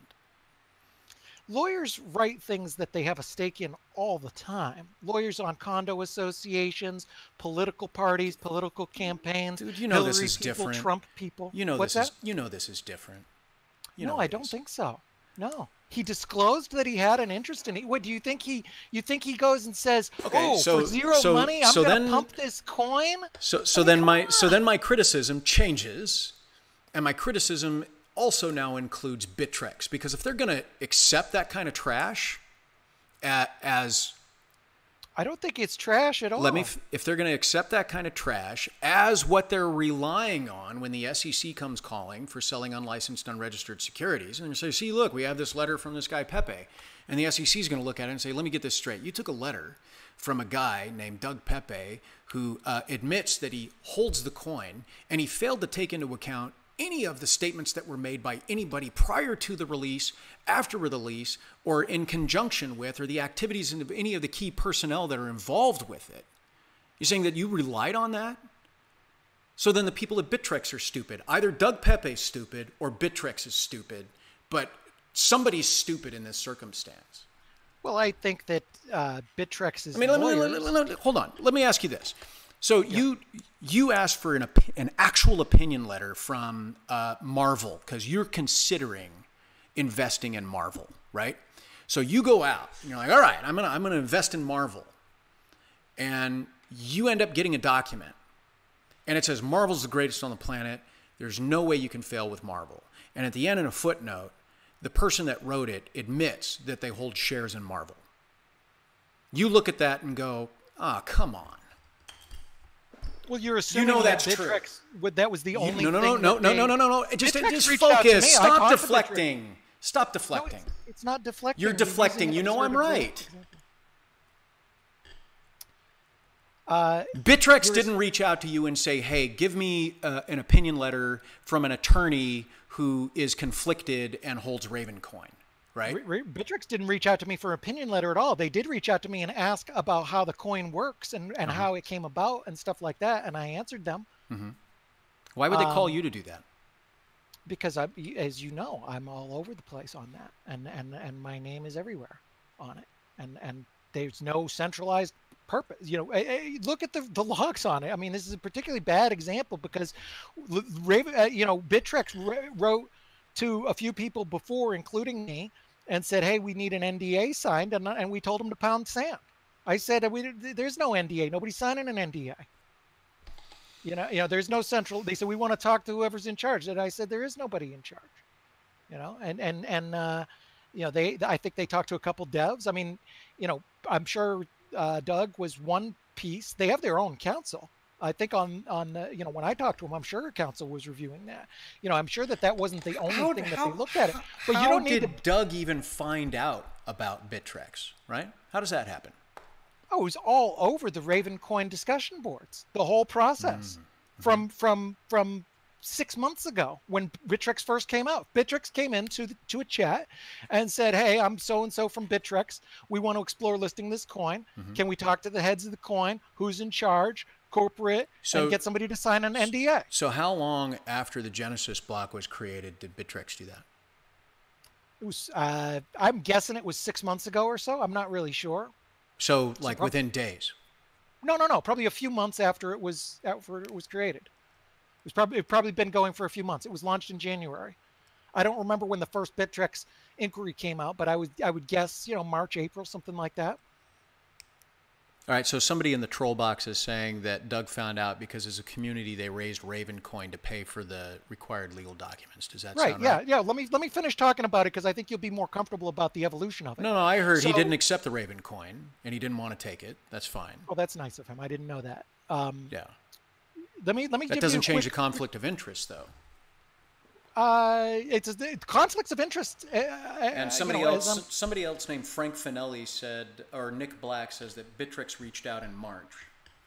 Yeah. So like I said, about March, April. So my estimate was right.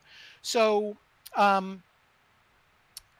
there was a lot of talk about this. There was a lot of people discussing. There was a whole channel that was created to discuss exchange listings. Why did you want to be on an exchange?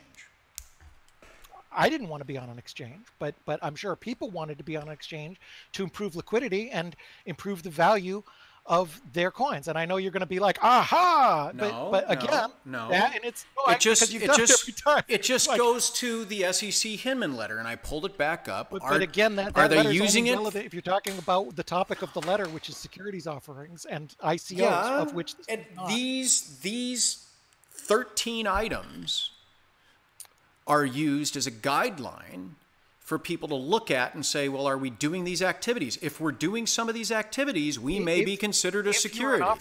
If you're an offering, you should definitely be aware of these things. We're not an offering. Does World of Warcraft have significant control of platinum swords in Warcraft? What does that have to do with the price of tea in China? Because those are digital tokens. Yeah, those are digital tokens. Look, are they being traded on an exchange and people actively speculating on it? Yes, they are. And they're being traded for value. And they're being speculated on. Great. A World of Warcraft token is a digital asset created by a centralized authority who has control, who does promote, and who sells it for value, and people speculate it. On what exchange? All kinds of exchanges, just like Ravencoin. I'm going to look this up. I'm going to look it up. Hold on. World of Warcraft, what's being traded? World of Warcraft, what's being traded? I'm not a player of the game, but I know World of Warcraft gold and things like that trade for real value. There isn't any disputing that. I'm just trying to figure it out. There's all kinds of brokers that trade in these centralized digital tokens, digital items. And is that a multi-billion-dollar industry like Bitcoin and cryptocurrency? How much money did World of Warcraft gold raise last year? Sure as hell a lot more than Ravencoin. Probably hundreds and hundreds, if not billions of dollars. I mean, the overall market for, these kind of digital assets is in the billions.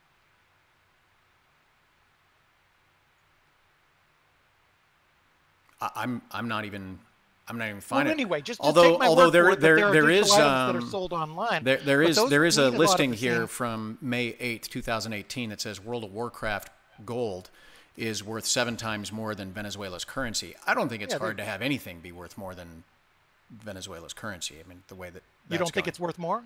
No. I'm saying virtually everything is worth more than Venezuela's currency. No, it does have significant value. Certainly a lot higher than Ravencoin. and it's centralized, and all of those things would reply. I mean, I really think that the SEC letter, is talking about the topic that it has right at the top there, which is basically these offerings. I'm trying to find some market cap for this World of Warcraft gold token. Well, it's not a token. I'm just saying gold, any digital item, a platinum sword, a suit of armor, a castle. All of these things trade on active markets. So here's the thing: when I brought up the fact that Bitcoin with the federal court could be considered just the same as airline miles or anything else, some sort of reward for doing some activity over and over again, that it didn't need to be considered money because we have a definition of what money is, and under the securities law, it didn't fit that definition of what money was, that it was just an exchange of one thing for another with a promise to have more of it at the end, that we talked about rewards points or game credits or things like that. And the federal court ended up saying, yeah, no, we know what the actual thing was here. We know what was really going on, and we're just going to construct that. And it's what's called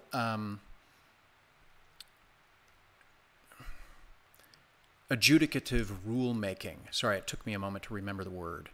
Where agencies, instead of going back and doing notice and comment in order to have their rules promulgated properly, will run to the courthouse to have a court interpretation of something made, instead of going through the year-long process of actually having a new rule written. Have you ever heard of adjudicative rulemaking, Bruce? I think so.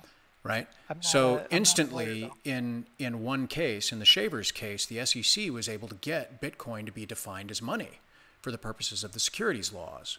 Right. And they did that by taking on a guy, crippling everything that he owned, taking all of his assets before you even knew that he had a complaint filed against him, shoving him in a room for hours on end without counsel. And at the end of the day, they were able to get what they wanted, which was control of these types of transactions. And so, as I fought to defend Bitcoin and to defend cryptocurrency from the SEC jurisdiction, what they showed is what kind of power they have and what they're willing to do when they want something. They will just make it up, run to the courthouse, and cripple your ability to do it. So, that said, as we said earlier, as the Supreme Court has ruled that the SEC has broad discretion to interpret its statutes to the greatest extent possible to effectuate the intent and purpose of the laws, right? So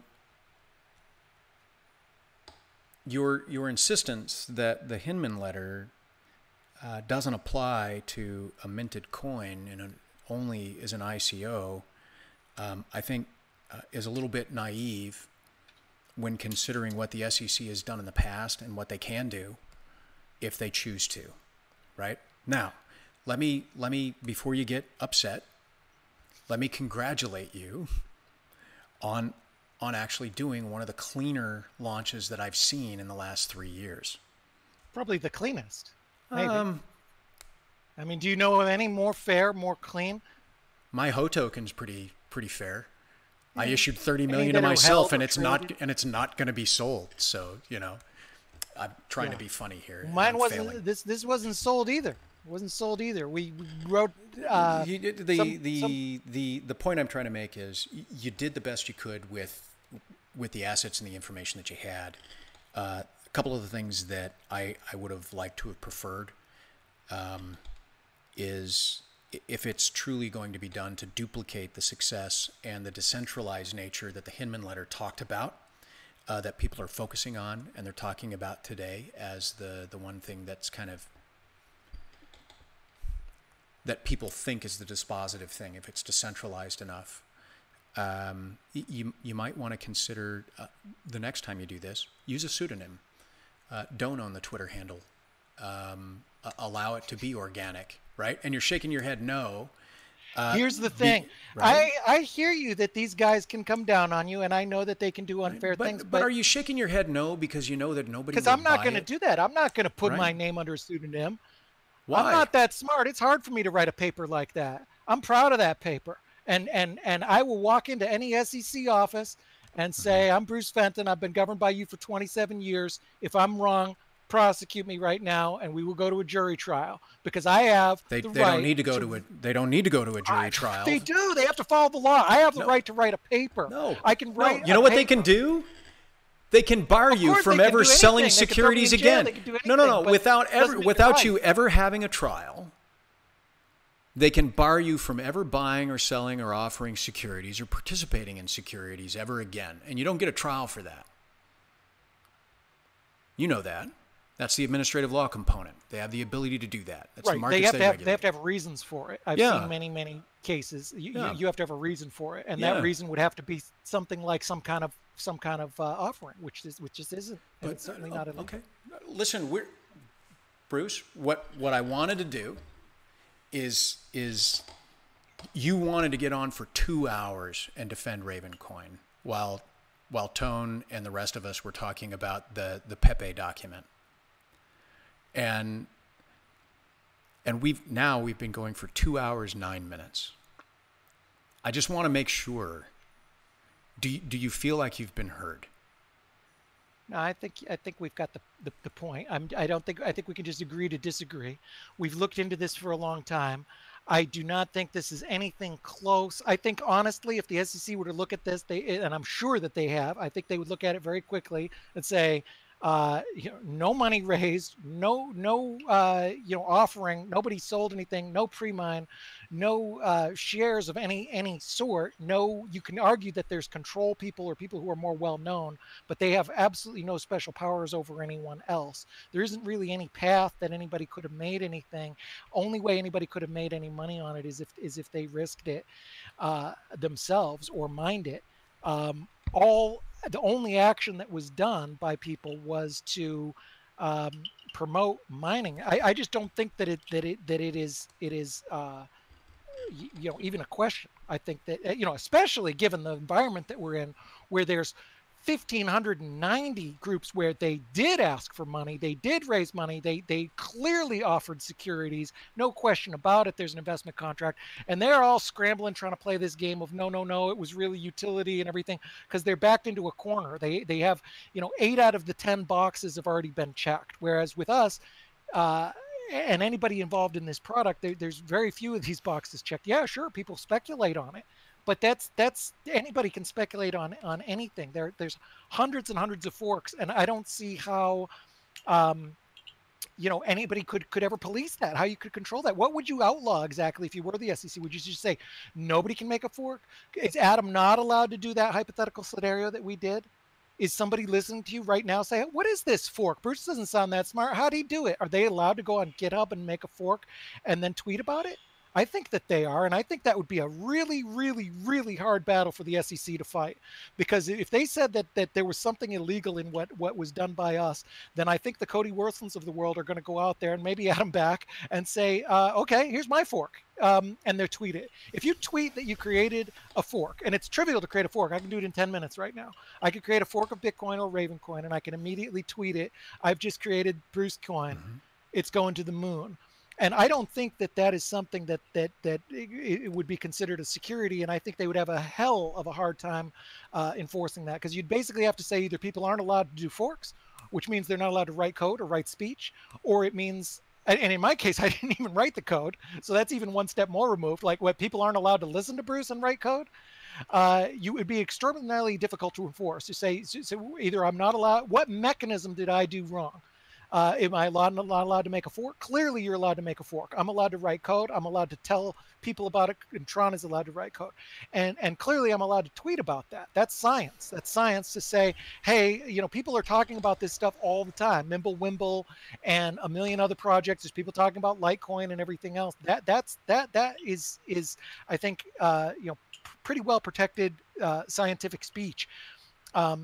and I think that that in itself, that everything else happens on a secondary market. If I create a video game, I mean, what if I just make a fork of Bitcoin right now and I say, okay, instead of 21 million coins, we're going to have 21 coins, and each one represents a flower. And it's a flower with a poem written by Bruce. And I tweet that. And people start trading those flowers for $1 million each. That's not a security. I'm allowed to write stuff down. I'm allowed to publish it. I'm allowed to tweet about that, and I'll fight that to the ends of the earth. I get what you're saying. I've read the letter. I've gone over it with attorneys. I'm very, very, very careful about this stuff. I'm the guy who's at the front of the line saying that you should register. I want to have a registered offering, not even an exempt offering. I want to have a registered offering. I'm planning registered offerings right now. I got Reg D and Reg A and a million other things. I've been complying with these laws forever. I really, really think in this case that it was followed exactly like Litecoin, which I don't think is a security. And, they can change their mind. They could call Bitcoin a security and reverse everything. And I mean, there's a lot, as you well know better than I, there's all kinds of powers that these, thugs have. But I do draw a line in the sand when it comes to free speech. And I know, free speech doesn't count as going and offering a security, but I don't hold on. Whoa. All right. So a couple of things. I apologize. I've been a little distracted by the troll box, who believe that I'm nothing but like a condescending prick. And I haven't been reading it. And they also think that when I don't understand something, I just laugh. Actually, I've just been laughing at how ridiculous some of these statements have been.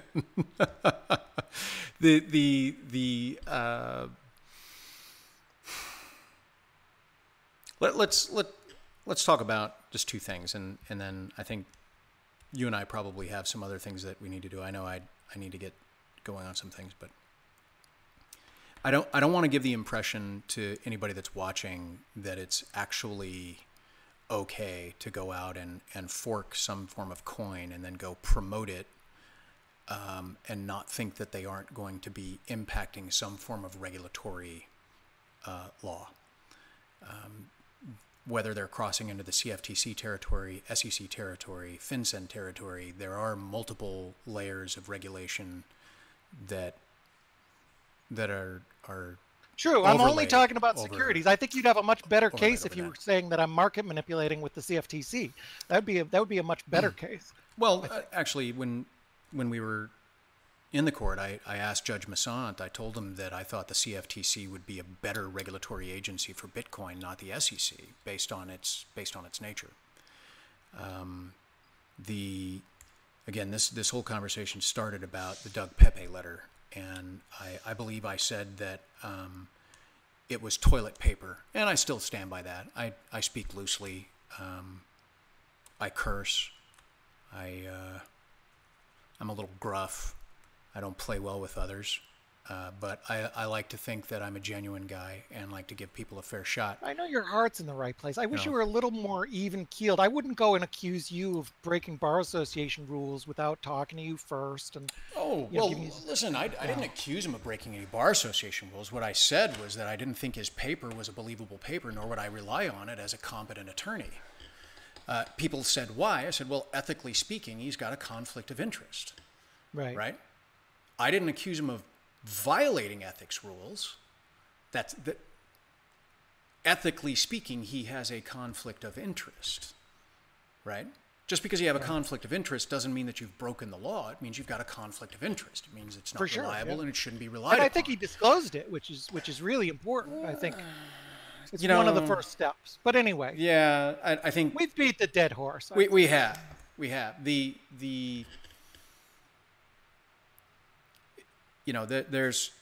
There's right ways and there's wrong ways to do things. I think you've done things more right than wrong. But it's tough, right? I mean, there's a lot of people that go out and they've got a product and they're excited about it and they want to talk about it and they want to pump and they want to go and they want to go and they want to go and they want to be excited about what they're doing. And it's in that process of talking so much about this thing that they love.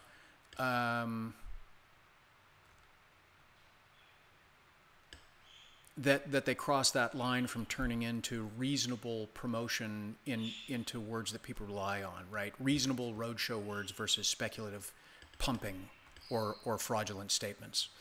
One of the things that I would like to see, and if you can circle around and let me know, is the development timeline on when your asset token feature is going to be up and running for Ravencoin. Right? Do you have any idea on that? If you don't now, just if you can tweet back that says, hey, look, the asset function that we talked about in the white paper and that we talked about on the road for 4 months prior to the network launch is we're due out to be, the expected release time is due out to be on this day or the other. Right? I mean, I can do that. I can answer that right now, but I don't think that's again, it goes back to I know where you're getting with that, are they claiming that this is a network that can be used now? But we weren't claiming that. It's an experiment. So, I'm not going to make any promises. Maybe it'll never be released. I think it will be released very soon. Somebody in the troll box just it looks like October, but October 31st, yeah. Right. So, so what happens if it doesn't? It's open source, man. No promises are made on this software. There's absolutely no promises that nobody makes any promise that anybody's going to work on it, that they're going to stay on it, that they're going to develop it, that they're going to develop anything.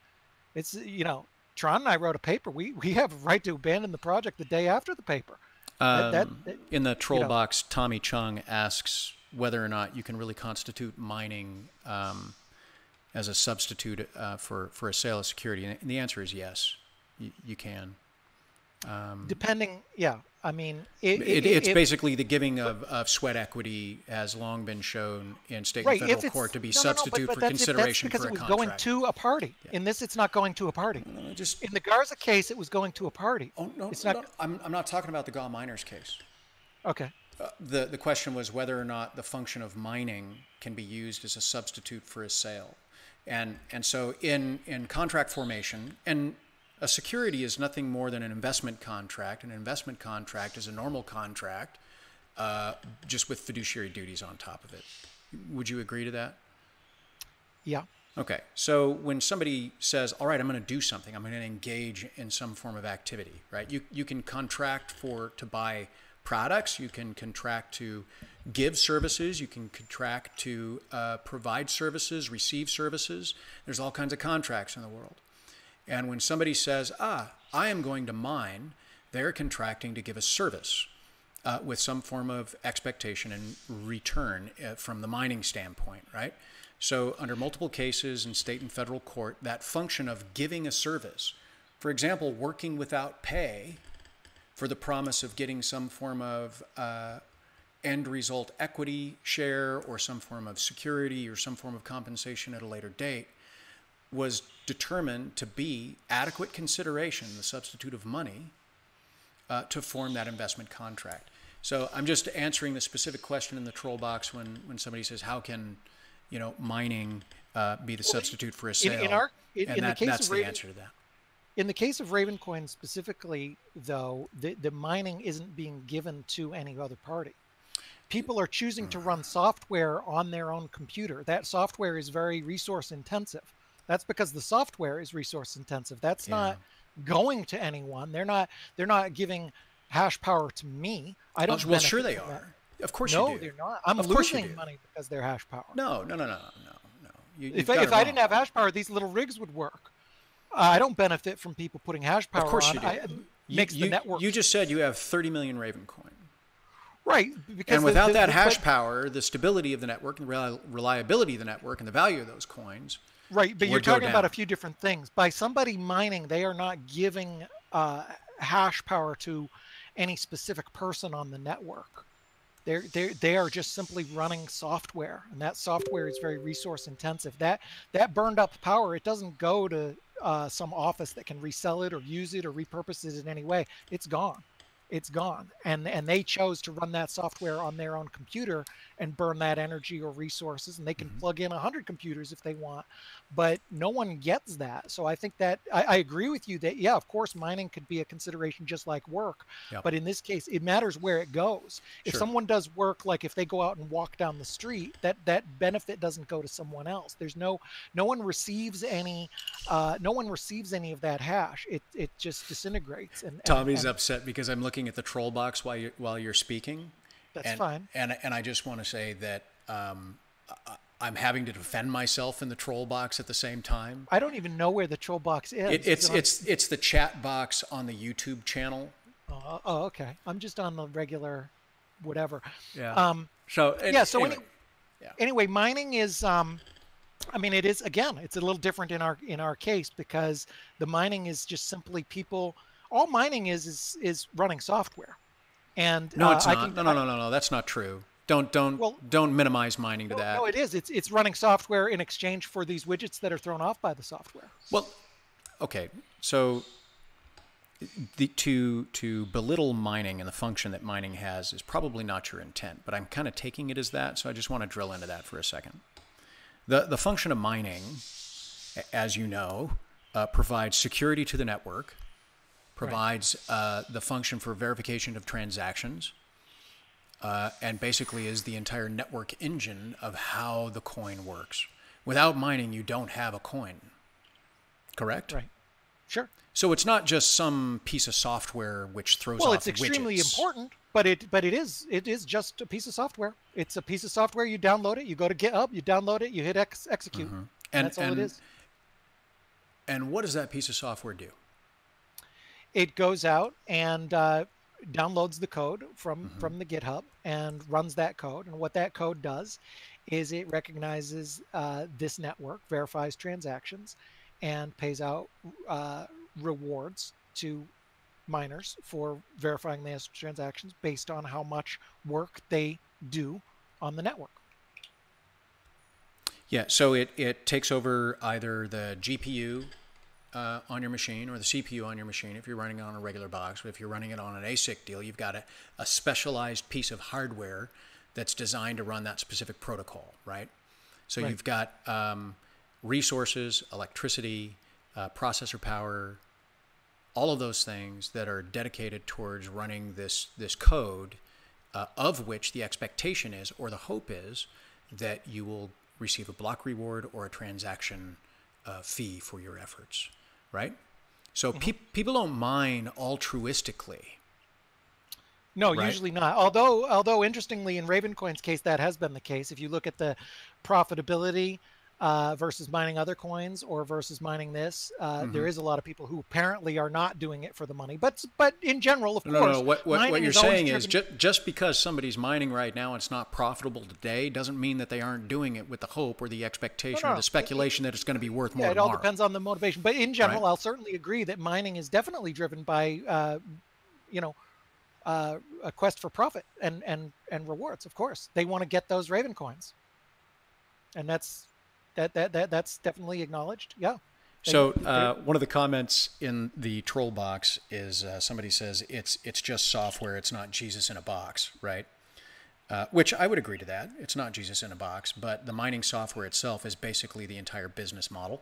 It's the entire form of the function of the business for a miner. Without that software, the miner doesn't have a business. Without that software, the chain doesn't operate. Without that software, the whole thing doesn't exist, right? So it's not Jesus in a box, but it's not just software. It's business in a box. Well, it's investment in a box. It's money in a box, right? There's a reason people sit back and they pine and they go, fuck, I got a laptop from 2010 that I had 2,000 Bitcoin on that I just threw away when the power supply died. I wish I would have had that back.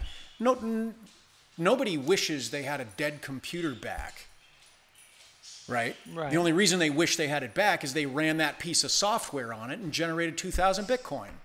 Right. So let's at least give the software the respect that it's due. Well, you'll never see me not respecting mining and software. You say this term like just software. To me, software is one of the most important things in the world, and that's why it's so worth defending. So I don't say just software. It is just software. It's no more than that, and that's all it is. I don't see a huge difference from an operational standpoint between this and the World of Warcraft software. Both of them allow you to download it. Come on.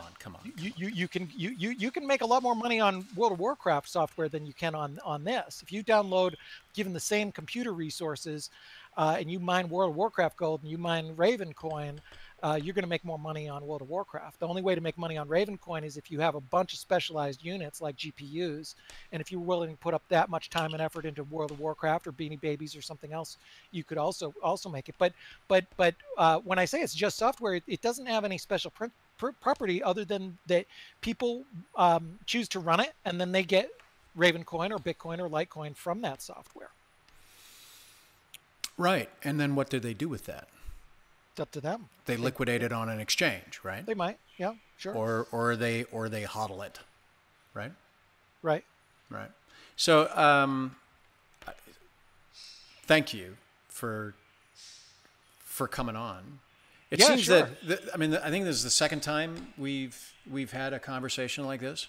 What I like is that you and I can have a conversation, and we don't have to come to consensus, but we can still have the conversation, and I appreciate that. So, Well, thank you. Yeah, I mean, Thanks. I appreciate it. I think it's important stuff. I definitely understand where you're coming from. And I know I talk to a lot of lawyers in this space. There are so many idiots out there, and there's so many bad projects, and there's so many people with gross violations. I think that it's easy to just, but this stuff, as you know, it's complex. It's easy to assume things or whatever. I'm glad I get the chance to at least clarify where we are.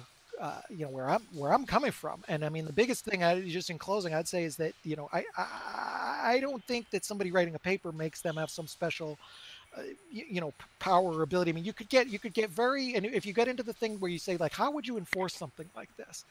It would become very, very, very, very difficult in a case like this to say what exactly would be the problem point. If you were to point to the specific statement, the specific action, and you say, this is the thing that's my exhibit number one in what Bruce did wrong, tweeting that the binaries are ready. Well, I didn't even write the binaries. They did that as a courtesy to let me tweet them, and then I did it as a courtesy, let my daughter retweet them. But call it me. They didn't do it as a courtesy. They wanted 45,000 people to know within half a second that it was ready to go. No. I'm talking about on the Ravencoin official. Anybody could have tweeted that, but we figured that would be the best place. But the thing is, I think that any argument that you make, and if you think it through and really look at it and think about the things that I say, I think that those arguments would fall apart very, very, very quickly because of the nature of how this was offered. And that is through fair proof of work mining. All we did was create an idea, and people, that idea was, other people put that idea into code. Many, many other people contributed to that. The code was copied already. It was given away for free. The big difference is, and this is the most key thing in open source, it was given away. I gave away any idea I had. Tron gave away any idea he had. Jesse gave away any idea he had. Yeah. And the guys that made the airdrops, selling something. The guys that did the airdrops made the same fucking arguments. No. Giving an idea away and giving some crappy token away is a different thing. No. Giving away the code in order to encourage people to use it, knowing that you would use it as well in order to generate the network, to prop it up, to use your name, to use your fame in order to create value for a token. That's the piece. Wait, who said value? You create the value, Bruce. You're a valuable man. You're an influential man. You backed a coin. How would you judge that? How would the SEC judge that? If Vitalik came out, 10,000 followers and above. No. 5,000 followers and above. I don't know what the number is, but if Vitalik came out and he said, "Listen, I'm starting Vitalik coin." Yeah. How many people do you think would go and start mining it? Everyone. Right. Why? He just wrote a paper. But again, you're getting back. You see what I'm saying? I want to speculate, but again, right? I don't see. But you came out and said, You're Bruce Fenton. You're Bruce fucking Fenton. Just raise your hand, admit it. You're a cool guy. You have influence in the space. People listen to you. Okay? Right. Respect. Yeah. You came out and you said, I'm making Ravencoin. And I didn't say I'm making Ravencoin. I never said that. But I'm paraphrasing, man. Okay. But whatever I said about Ravencoin, I still don't see that as an issue. If people, if Vitalik creates Vitalik coin, I think the SEC is going to look at that based on the terms of what it is. He has a right to create Vitalik coin. He can make a fork of Bitcoin. You saw? Did you see that Vitalik posted in the Ethereum blog? I think it was about a month ago that they were doing a stable coin, a stable token. Did you see that? I kind of saw that. Yeah. Yeah. You know who announced that? Vitalik. Okay. But I don't know much about it. But Vitalik isn't involved with Ethereum, right? He's not a control person. It's so decentralized now that, at least according to the SEC, this is where I just don't agree with the SEC's analysis that Ethereum doesn't have some form of centralized management and control, when everybody knows from a pragmatic level, from the reality view, that Ethereum is Vitalik, right? Well, he has, and I worry about that with you. That the reality of this scenario is Ravencoin is you,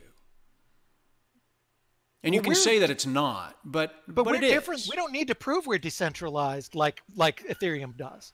We don't need to prove we're decentralized. We could be completely centralized and still not be a security.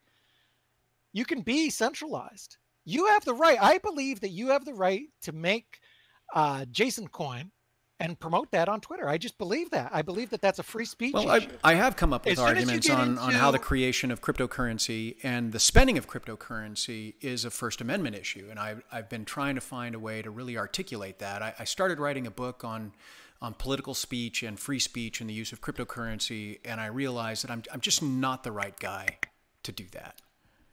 But I agree with you that the creation of coin can be a speech issue. Now, the use of that and where it crosses over into other regulatory regimes is where that intersection, unfortunately, gets a lot of people in trouble. Yeah, I hear you. All right. Well, we have probably covered this same topic multiple times. This is a good question. I'm not a developer. How am I Ravencoin? See, this is the thing. Because you don't need to be a developer. What's that? Look, you don't need to be a developer. Share ideas. No, listen. I mean, what am I supposed to do? Okay, not talk? So for those that may be reviewing this in the future and you don't have the benefit of the chat window, there is a question put up by a guy named Schmooze that says, Bruce is not a developer. How is Bruce Ravencoin? Proponent of a cause does not make a direct correlation, yes, but this is silly. So there's this concept in causation, and you can look it up online, and it's a case called Paul's graph. It talks about proximate cause and direct cause in harm. Causation is a big deal, and what you have to ask yourself is, but for, that's the legal language that's used, is, but for this, would this have happened, right? Mm-hmm. And so when you look at causation, and your question of if you're not a developer, how can you be Ravencoin? I can call up a developer today and have my own token created, and it's made to my spec, and it's based on my idea. And I would go out and I would sell it, and I would say, yeah, absolutely, I believe in this, and this is something that we're doing. And to anybody out there that admits the truth, it would be my coin. I may not have coded it, but it's my coin. Just like the Blurk coin, the Church of Blurk, right? My Bitcoin charity. I didn't write it, but it was my idea, and I started it, and I'm still a proponent of it, and I am the Church of Blurk, right? For the reality of the situation, you can hire devs all day long, and as the head of a company, I didn't hire any devs. Let me just finish the correlation, if you would. Any CEO in Silicon Valley can hire developers or bring developers on and promise them tokens later, And that CEO is going to be the head of that organization regardless of whoever did that. And there's going to be certain intellectual property laws that flow into that. How that makes you or doesn't make you a control person is kind of an interesting, novel idea, right? From a de facto corporate governance standpoint, you working with Tron Black and then going out and promoting things, there is a very strong argument that you had what would be called a de facto partnership that was formed in creating an entity. And so if the government wanted to say that there is management and control of something, they would allege what's called a de facto partnership. What would the entity be, though? A de facto partnership. De facto partnership. How is it a partnership? Look, people that work together in order to create a venture that stand to share. We didn't create a venture.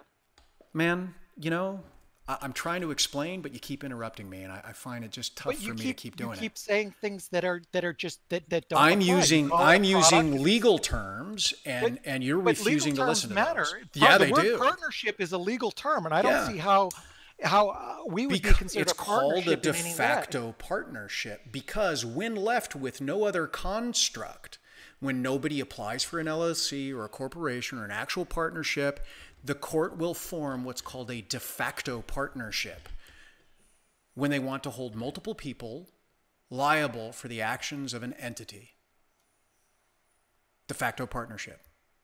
So, if they wanted to hold multiple parties in Ravencoin liable for some form of control function, they would argue a de facto partnership in connection with you and anybody else that helped launch the coin prior to the mining. That's what I would do. And it's easy. It's really easy. There was a case on de facto partnerships in business associations regarding Dole Pineapple. Get this. So Dole Pineapple was storing pineapples in some bullshit freezer in Florida or something like that, right? With a company that they didn't even have a contract with. They were just storing pineapple in their freezer. Mm-hmm. And based on the nature of the contract, the court decided, filled in the gaps and said, well, you guys have a de facto partnership, so we're going to hold you both liable. It is easier. Yeah, that doesn't surprise me at all. I just think it would be a hard case to make to say what would this idea called Ravencoin, how would that be considered a partnership under any legal definition, and how would anything that Tron and I did be considered? And why me and Tron? Just because our names because your names are on the white paper. Yeah. But there's many papers that contributed to making this, and there's what about the X16R algorithm? Without the algorithm, there would be no coin. That paper came first. I mean, Joel is on that paper that was created by the Dash people. I mean, I think it'd be hard, but even in that case, I don't see how writing a paper would make you a partnership in something. I mean, there's no commerce, it kind of does, right? How though? Why don't you and I have a partnership? You and I have never published a paper with the intention. We published a podcast. Isn't this? No, it's different. It's different, right? Well, the content of this conversation is not us talking about collaborating or creating some sort of Bitcoin project that's going to be used to create assets that can be traded later. And you know that. You're a smart man. Well, you wrote a paper with a guy that talked about creating a platform upon which people could make digital assets to be traded. Yeah, I don't see how I don't think the topic. That's what's called a business plan or a business model. No, right? It's an academic paper. It's a scientific paper. If it was an academic paper, if it's an academic paper, give away all your tokens tomorrow and get rid of all the money that you've made. No, why would I do that? Right, because it's not an academic paper. So don't be obtuse.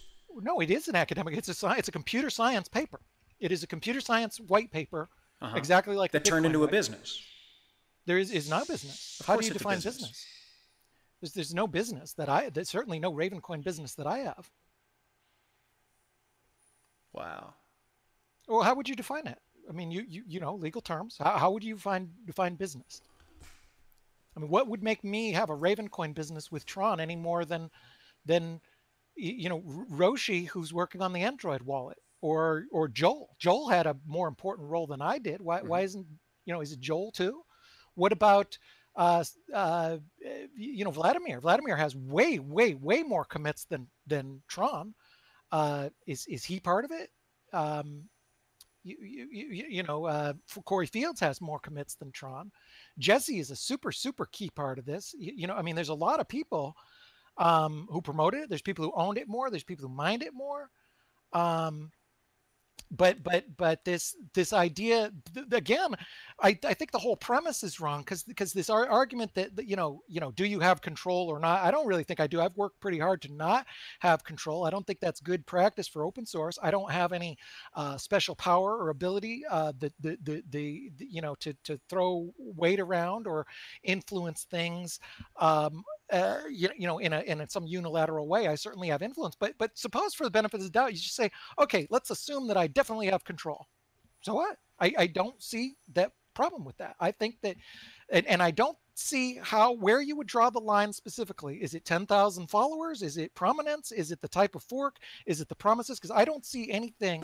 If I go on this right now and I get off of this, assuming there's anything even slightly wrong that I've done or anybody's done with Ravencoin, how would that be enforced if these 100 people watching on the troll box say, okay, we're going to go and create a fork, just like thousands and thousands of people have done. You create a fork and you tweet about it. And what if Andreas does it? What if Andreas says, yeah, you know what? I think he's right. I think Ravencoin's stupid. I think Bruce is stupid. I don't like any of this, but I, Andreas, believe in free speech. So I'm going to make a crappy coin called Andreas Coin, and I'm going to tweet it. Isn't he allowed to do that? I just don't see where those arguments would be prevented, how they'd be enforced, or what specifically, if you were to hang your hat on one specific thing or one specific action or something that was done by me or anybody involved with it. I don't see, and I don't see how it'd be, really the only difference between me and anyone else is that I'm an ideas guy. I've shared ideas and I wrote a paper, but that's pretty well protected speech. What if Adam is a bad example. I'm sure he's not listening to this, and I would never say that he would endorse any of this stupid crap, but I'm a friend of his. What if he and I were talking? And I sit down with Adam. I've done this many times. What if he and I were talking and I start talking token securities, which I do, and he's telling me about Liquid, and I say, holy crap, that would make a neat coin. And I whip out my phone and I do a little video of me and Adam talking about it. Somebody transcripts that into a paper. Have we violated some rule? No, fuck no. We're allowed to talk. You're allowed to write papers. I get the whole surrounding thing, but there's a basic level. If you look at the actual actions that I've done, I wrote a paper. And all of the other actions, I don't have control over. Bruce, you did have control over the 4 months you spent doing road shows talking about Ravencoin. I'm allowed to have control over an idea. Number one, I disagree, but I don't have control over the network. That's fine. We've circled back on this a couple of times. You keep saying that you didn't do anything, and you're adamant about that. And if I was your lawyer, I would tell you to keep saying that. We agree on what I did, but I just don't see anything close to saying how that's any sort of wrongdoing. Yeah, of course I talked about it. I'm allowed to talk about a paper that I write. But also the paper wasn't even. I don't even know if the paper was written half of that time.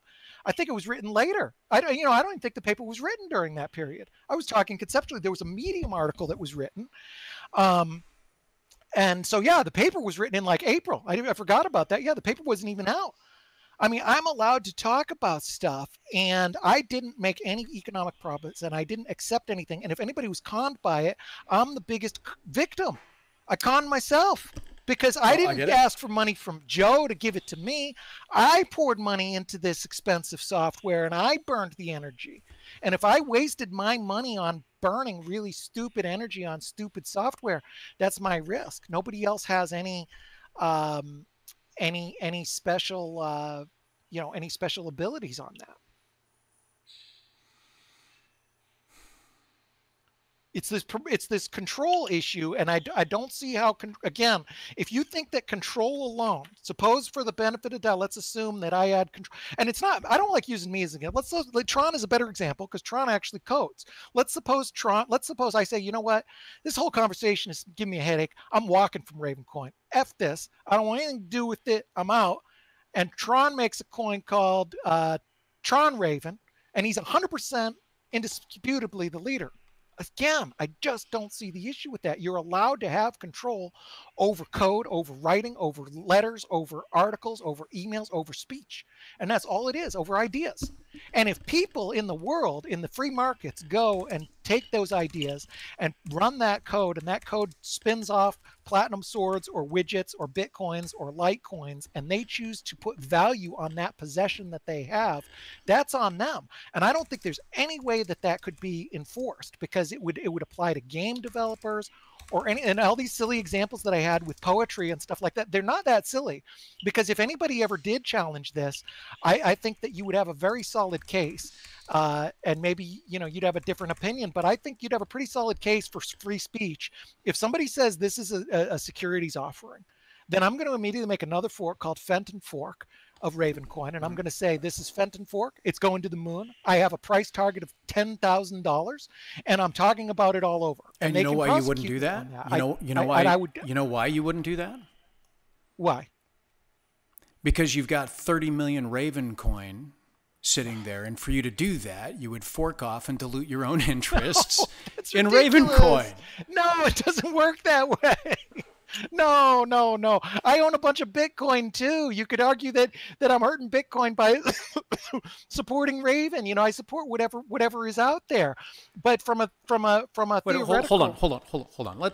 You keep bringing up, Adam Back, and you keep bringing up other situations. Let's talk about Roger for a second. When Roger forked Bitcoin into Bitcoin Cash, what were your thoughts on that?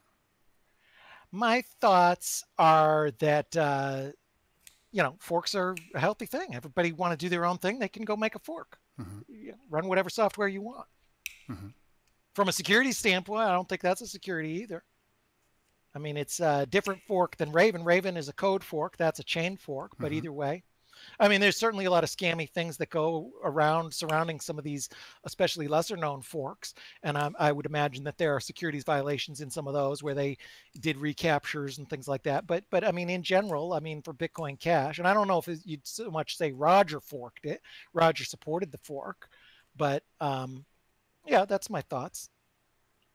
So when you think of Bitcoin Cash, whose name comes up? Oh, I think Roger's name comes up a lot, sure. Yeah. I mean, that's the first name you think of, right? Yeah, he's up there. Yeah. Ethereum? Vitalik? Monero? Ricardo? I mean, I get where you're going with this. But do you think that in itself is a problem? I mean, if somebody has control... I mean, the SEC isn't... You don't interpret the rule as saying nobody can have centralized control over anything, right? I mean, there's a lot of... You misunderstand. I have my own business. I absolutely admit that I have my own business. I'm not raising securities, right? I don't fall under the SEC jurisdiction. Right? But there seems to be this trend in Bitcoin entities where 100% before they absolutely wanted to say, absolutely, we're in control, we're the team doing this because they wanted all the credit. Now everybody's running out saying, no, we're all decentralized, because that's the fucking argument du jour in order to get out of the Howey contract. That's what the DAO was about. That's why they tried to launch it. I laughed at that and everything else. With all the crappy ICOs who broke the law. It's just so bad. But you are going out of your way for the last 2 hours, 50 minutes to adamantly exclaim that you have nothing to do with Ravencoin, that you just wrote a paper. And it's laughable, man. Come on. You cannot believe that. My argument is you don't expect the 80 people that are watching right now to actually believe that you sitting there, a prideful person in that chair, that you're going to sit there and try to tell somebody that you didn't have anything to do with Ravencoin to the point to where it's not yours. Right? No, I didn't say I didn't have anything to do with it. Of course, I had a lot to do with it. What I'm saying is that it doesn't matter if somebody has control, and I don't think I do have control, and I don't think Tron has control, because we've worked very hard to make it decentralized. Not because you exercised your control over the code, the way that it was launched, the way that it was advertised, the way that it was released. You exercised every bit of control to make sure that the one thing that you didn't want to violate, or the one thing that you wanted to make sure that you had arguments about, was that you were not violating or crossing the line in the Howey test of the management control portion. Not. It had nothing to do with the Howey test. Really? It had nothing. We weren't a security no matter how centralized it was. The purpose of working to be decentralized and to explain why we're decentralized isn't to avoid the Howey test. It is not relevant. If we were centralized, as I've said several times, if I was somehow declared the king, or Tron was declared the king, or there was another fork, I don't believe that that would be relevant at all in the Howey test. We weren't trying to avoid the Howey test. We're doing decentralization because it's the best practice. Tell me again what the purpose of the Ravencoin is. The purpose of Ravencoin is to use the Bitcoin, the security of the Bitcoin network, to experiment with issuing tokens using the security of the Bitcoin network, basically. Okay, hold on.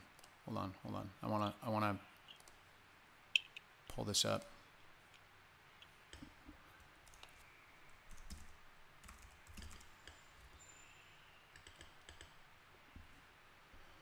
So I've got the white paper that you wrote. Yeah. And it doesn't say in here what you just said. Well, I'm putting it in layman's words. I mean, I'm not obligated to have some kind of prospectus level language on this thing. Again, it's a paper.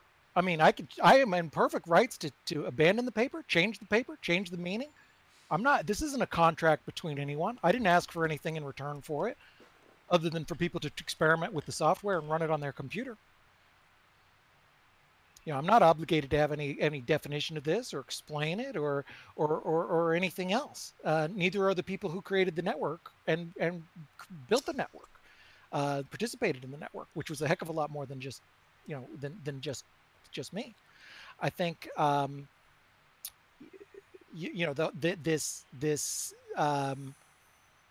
my argument isn't that we're, totally decentralized. My argument is that it doesn't matter.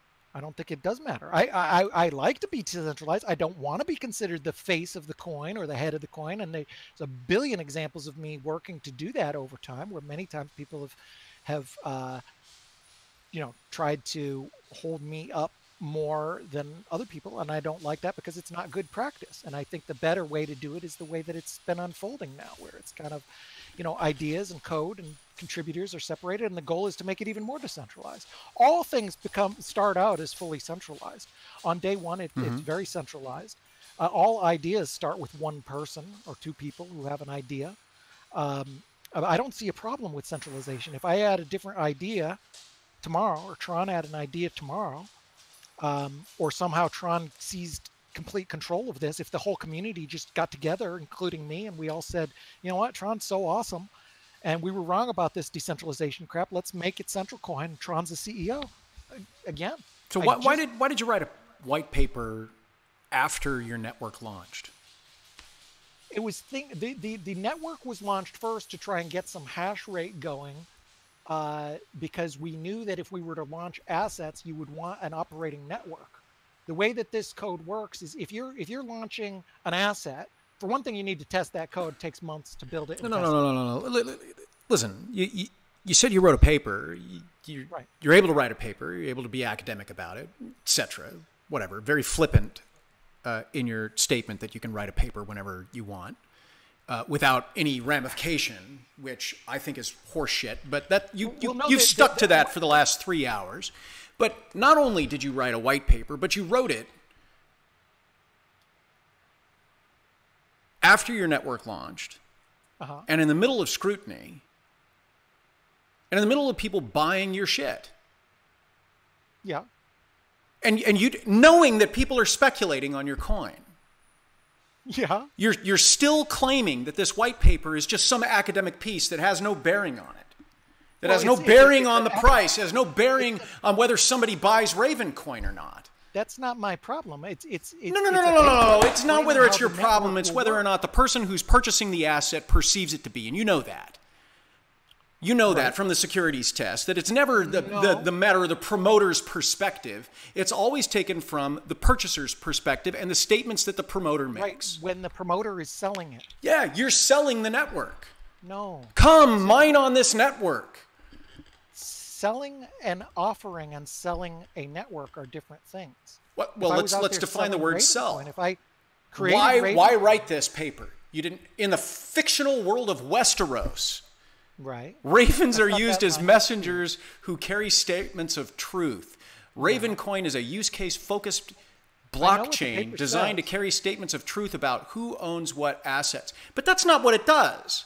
It doesn't carry truth about who owns what assets. Well, that's no. It allows people to create their own assets on the network. Right? That's a deceptive statement.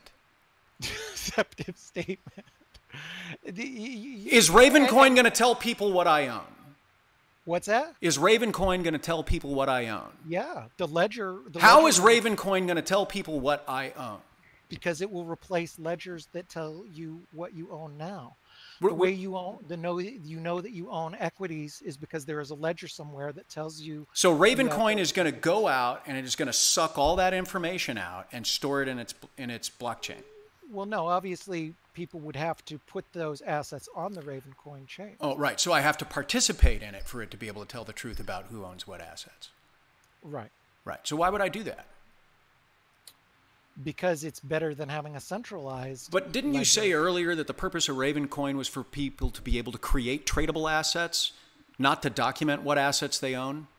Well, I said to be able to create tokens, and right. Knowing who owns the tokens is the whole use case and value of having a token. The whole thing to me that makes tokens exciting is that you can decentralize the ledger and not have to rely on a trusted third party to run that ledger. You don't have, except or the issue. Ethereum does that, right?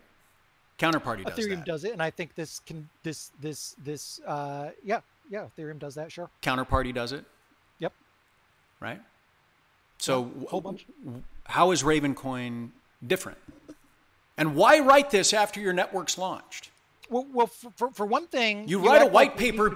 You write an academic white paper before you're going to do an academic process, right? Because that's your hypothesis.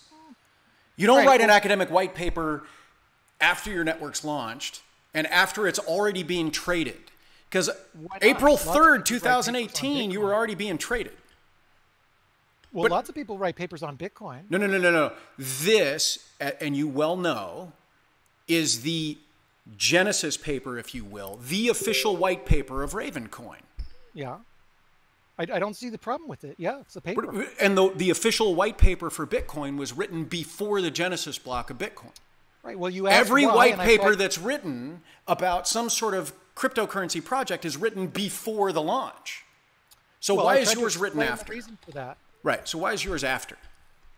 Because the network needs to be working first before you can issue assets on it. There's a whole bunch of reasons for that. But you write the white paper about what you intend to do prior to the launch. Because the white paper is the direction. No, it is the roadmap for what you're doing. Well, if we did that, we wouldn't even have the network launched right now. That wouldn't have made any sense. So again, why did you write a white paper after the launch? That's when I got around to writing the paper. All right. It had nothing to do with the fact that it was being actively mined and traded on markets and that people were curious about it and you were hoping that people would read it and increase the speculative value of it. This isn't a marketing piece. This isn't advertising. You don't think the SEC is going to look at this and say this is absolute advertising? Advertising. And you published it after it's already done and you're claiming that you're not a control person? We're back to square one again.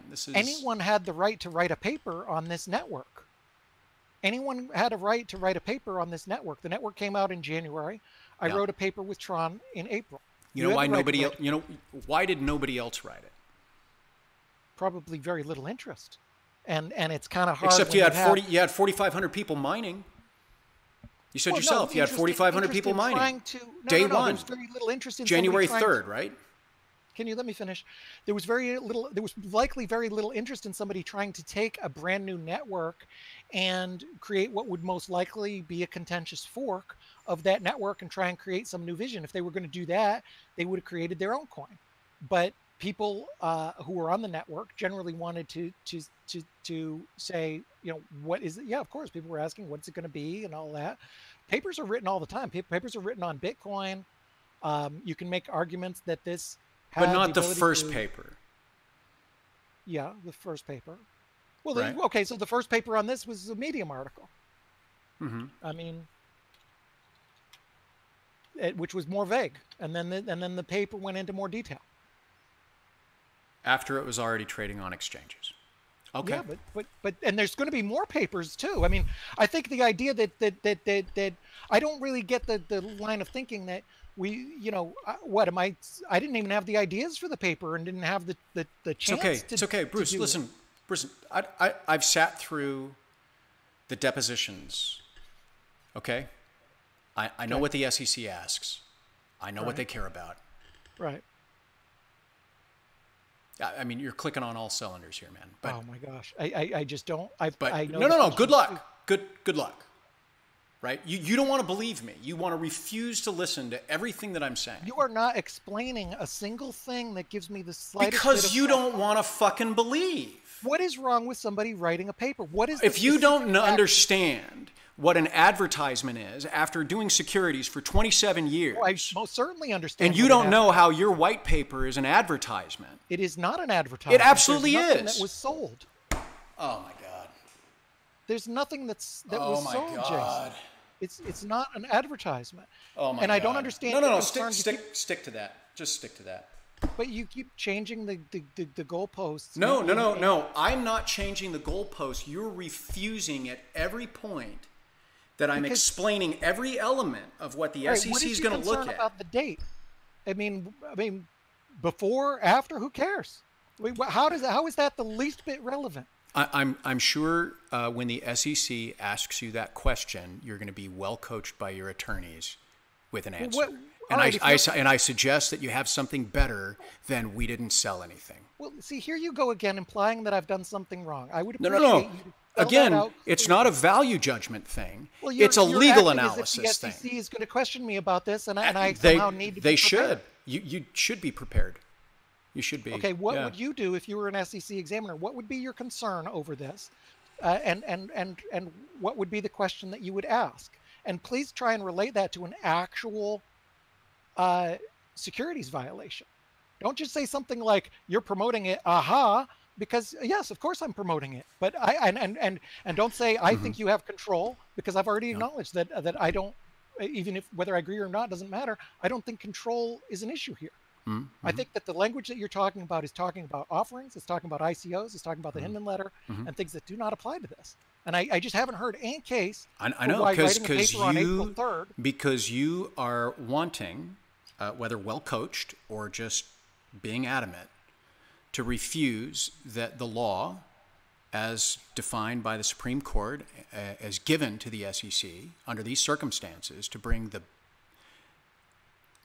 most amount of protections possible to investors. And there's people who are speculating and investing in Ravencoin. There are today, right now. And you know that. Even yourself, you are speculating in Ravencoin. And you admit that. When people are speculating in assets, whether that comes down to the SEC or the CFTC,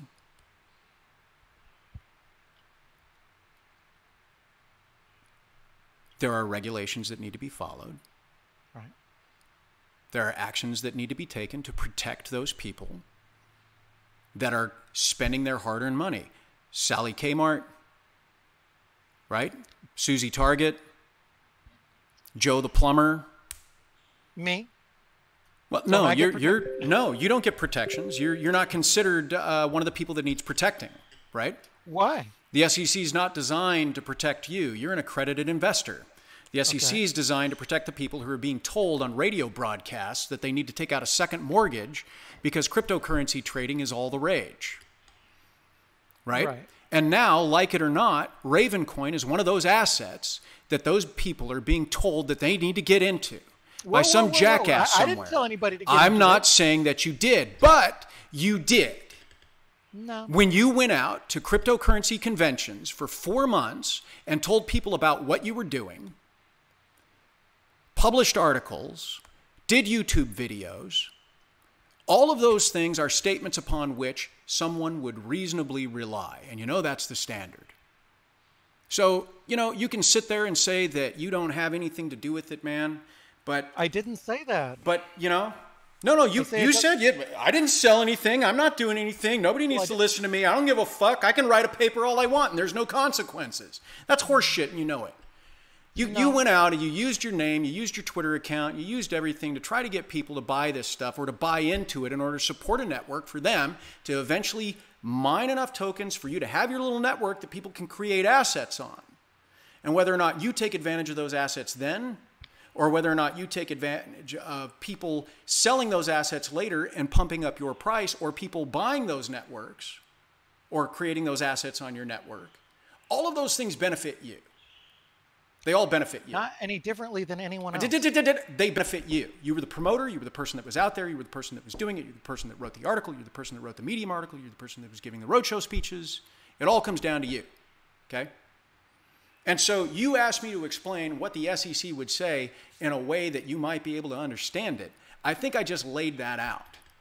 So when Sally Kmart buys Ravencoin because some radio ad is there, and she goes out on YouTube and looks at your video talking about it, and reads your Medium article, and reads your white paper article in determining whether or not to make the investment in Ravencoin, you're the person she's going to name on who she relied because you made the public statements about the asset.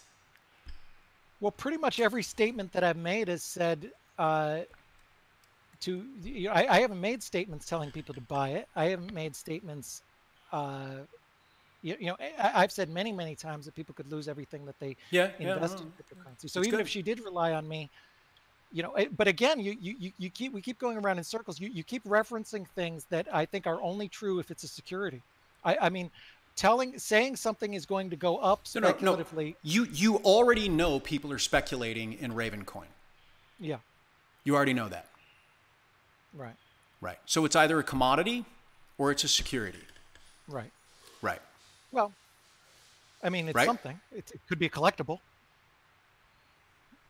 I mean, it's something. It's not a security. It's not a collectible. Why not? How many are there?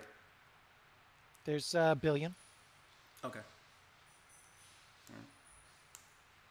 How many of that Batman statue are behind you that you collected? What's that? Your Batman behind you. How many of those did 400 of them.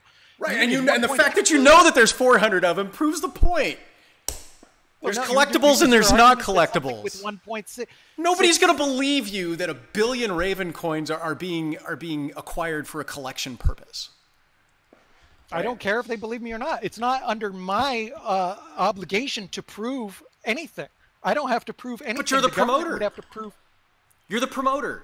I am not the promoter. Yes, you are. To the SEC in this transaction, under a commonality exercise, you are the promoter. There's a little box and there's a P in it. P equals Fenton. You are the promoter. It's a security. Yeah. In determining if it's a security or not, your name is next to the P. Right? That's how this all starts. Okay. And what makes your issue novel, right, is that you have forked it and you launched it and it's decentralized and everything else. But the difference is you're starting off claiming that you're completely decentralized even though you're the person that has all the control prior to and right after. And you're the person right now who's one of the top 10 holders, right? No, I'm not. I don't think I'm top 10, but I think you are. If the Reddit is up to date, right? I mean, there's the Ravencoin Reddit rich list. You said you hold 30 million. Right? These things are non-issues. I mean, that makes you at least top 5. I own all of it or none of it, or I'm a promoter or not. I mean, it's again, everything I think comes back to securities offerings, ICOs, things under the memo. I don't think it applies to code. Releasing code, releasing. Of course, it applies to code. Of course, it does. Yeah. Read Glenn Turner. Read Glenn Turner. You refuse to read Glenn Turner? The SEC wrote 2 pages on Glenn Turner. I was writing about Glenn Turner in 2015 on how software and code could be subjected to the securities laws. And you keep saying, "Oh no, it's software, whatever." Yeah. Right? Just read it. Read it, right? Because I absolutely agree with you that your code can be code and it's just fine. But the moment you start promoting it, the moment you start advancing it, the moment you start pumping it, turn around, look down, there's the line, you crossed it, and that's what they figured out in Glenn Turner, okay? And that's what I talked about in 2015. Did you have money exchanged? Was there money exchanged? Oh, yeah, absolutely. Well, that's a huge difference. Do not go back there because you absolutely know people are exchanging. The substitution of money in this is their mining time, equipment, and rigs. We've gone through this a couple of times now. No, because they are not giving it to another party. They're not giving it to me or any other person. And they made the same argument in Glenn Turner, and they failed. Read Glenn Turner again. Howey is not the end all. The law goes beyond Howey. Okay? Read Glenn Turner. Please, pretty please, do that for me. Could you? Yeah, be glad. I mean, I'm skimming it now. It doesn't seem, you say these things and then I look at them and they seem to be, very, very, very, very far off. I mean, you're talking about this MLM direct sales industry scammy piece of crap thing. Yep, that's right. That somehow has software related. Yeah, no. What they sold were promotional tapes. Okay? Right, but again, it's selling something. Nothing was sold in this case. I just think really it's you're holding on to the belief that nothing was sold. You sold an idea. Okay? You sold an idea. You requested people to go out and download the software and start mining. You requested services of people. No, I don't get you formed a contract. No. People, download the software, run it. You will get Ravencoin. That is not a contract. That is a contract. I'm offering you something and you give me something, isn't it? I didn't offer anything to them and they didn't give me anything. I got nothing from anyone on this. No one gave me anything. Okay, just hold on to that answer for the SEC. Well, just hold on to that. I've spoken to him many times. I'm pretty confident. About this specifically? I mean, did you get an actual no-action letter from the SEC on this topic? I didn't even bother. This is so clearly not a security of all the million things that I've talked to him. This is the lowest. I mean, there's a whole bunch of questionable things we talked. Overstock issued a security, registered security, I believe, on this, or at least it was an exempt offering. I mean, I've been working on this stuff for years. This thing doesn't. I don't even bother bringing it up in the meetings because it's so clearly not a security. It's just not. There was no money exchanged. There was nothing sold. And I also, you mentioned this term product. I looked up the dictionary definition of product. I don't even think it qualifies as product. Product says something that's sold. It was never sold. I said, download this software. Or you can download this software. There's no promise made. Yes, and I made the argument that Bitcoin isn't money because under the federal definition of money, it doesn't include cryptocurrency. And what did the court say? I don't know. The court said Bitcoin was money. About your case? Yeah. Where the judge said Bitcoin is money. Yeah, they can come up with anything. But I just think this is... Yeah, this is no, hold on. This was a good fight, right? Because I said, Judge, in order for... There was not one single SEC case, not one that had ever been brought, ever, that did not include the transfer of legal tender. Not one. Ever that had succeeded. Okay. Not one. And SEC v. Shavers was going to be the first one where an investment contract was formed without giving legal tender. And I brought that up to the judge. How the fuck is this happening, right? We have a definition of money.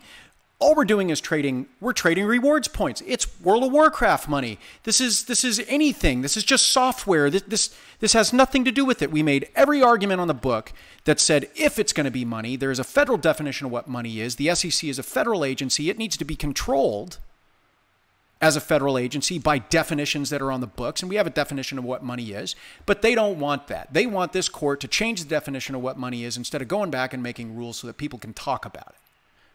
He said, it's not money. It's not money. It's a commodity. It should be regulated by the CFTC. And the judge said, yeah, no, it's money. So you hold on to that idea. Keep holding on to that you didn't sell anything and that you don't have a product, right? Just keep holding on to that. Because the judge is going to say, Of course you sold something. Of course you have a product. How do you define sold? Wouldn't it be I exchanged something? No. You know what? You know how to sell an idea, right? Well, ideas. Let me say this differently. Instead of using the term sold, you convinced people to give up their time, effort, and energy in order to download a piece of software on their computer that benefited you and the other forming... No. Don't interrupt me. That benefited you and the other forming people of Ravencoin. And if you're going to say no, that it didn't, that's obtuse. Of course it benefited you.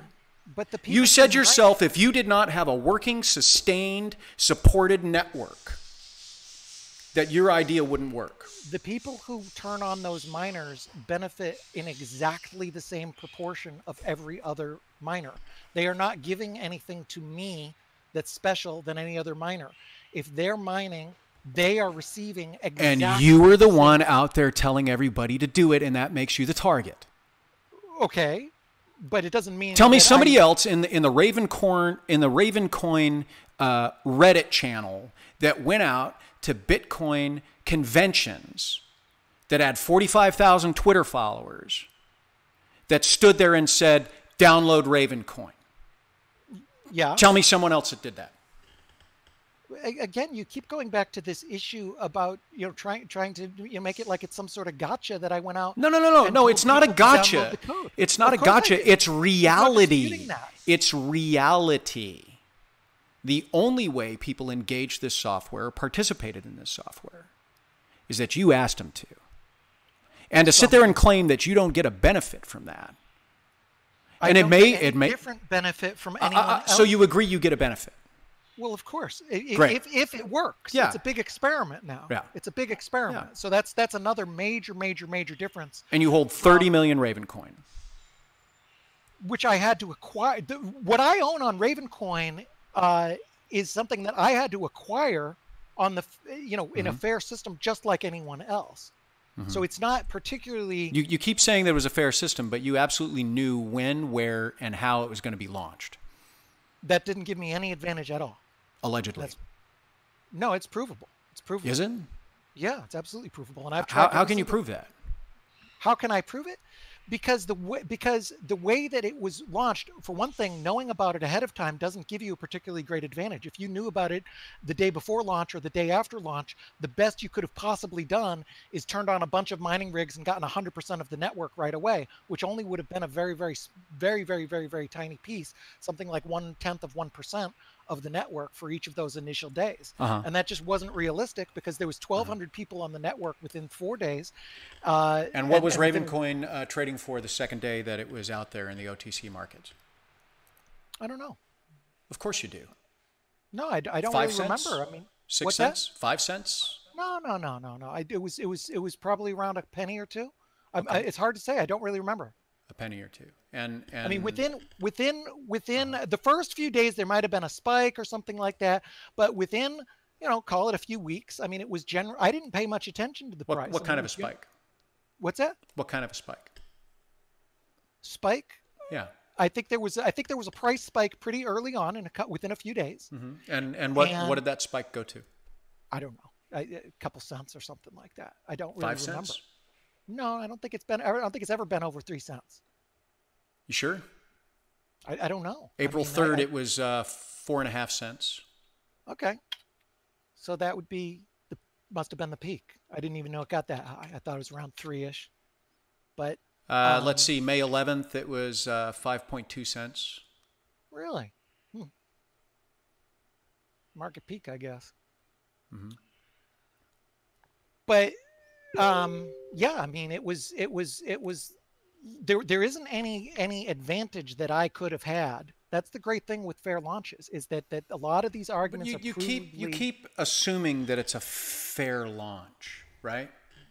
Well, to the guy that decided because he's heard a debate or he looked at a debate or saw something later on or is at a bar stool and his buddy over a beer says, "Yeah, man, you got to mine Ravencoin. It's great. It's nothing. I mined 10,000 of them. I made $500. I did absolutely nothing, and I got $500. Right? So that guy has to then go out and buy a $5,000 computer, right? With proper GPUs, everything else, has to figure out how to download the software, get it to work, and then gets it running, only to find out that the thousands of dollars that they've spent on the mining rig is only netting 1.2 cents, right? You don't see a problem with that? Well, I mean, you know, they shouldn't mind. It's speculative. I mean, I certainly didn't tell anybody to. You didn't tell anybody to mine? Whoa! Hold on. I didn't tell anybody to do it for profit. I said the opposite of that. In every single statement I've said, it's very, very, very risky.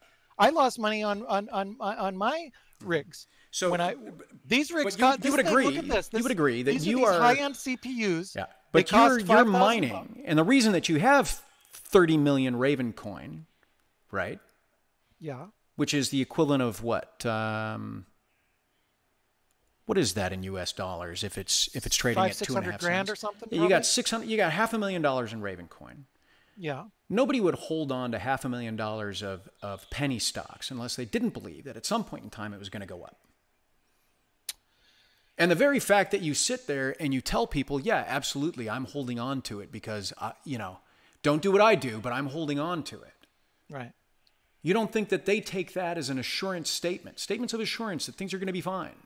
You don't think people aren't waiting until October 31st when the asset tokens are supposed to be available because they think that the network's going to go through the roof because finally it's going to do what it says it's going to do. Right? Yeah, sir. Do you think you think that just because Tezos said, Tezos is not an investment, do you think that changed the facts for people that they got it because it was speculation? That it wasn't, Tezos right? is a completely different story. That is already a security. They're most likely in violation of illegal offering. It's a completely different story. How is Tezos a different story? Because they raised money, first of all. Yeah. We gave away something. Yeah, so did people who airdropped. But the people who give away something in an airdrop already. I'm sorry, my dogs are barking. The people who give away in an airdrop already are benefiting because they have taken typically a pre-mine or they made an ERC20 token or they've done some other thing, right? Yeah, something that they already have a stake. I don't disagree, and I told you of the launches that I've seen, yours has been one of the cleanest so far. Can you think of any that's cleaner? Everybody's done something wrong. Everybody has. But as far as the point about people speculating, they certainly can and they might get wrecked. And I do disclose my holdings, and I've thought carefully about that. It's the only holding I disclose. And the reason I disclose it is because I have promoted it so much. I think, I could have just the other problem. If I sat here and you said, how much do you own? I said, I'm not disclosing that. Well, that's another issue, because then you would say, rightfully, hey, what the hell? You're out there promoting this. I have a right to know if you have a financial gain, if you're out there pumping it, or you're out there making statements or papers which could materially affect the value of it. I have a right to know, just like I have a right to know if you own Apple stock, if you're out there saying how great Apple is.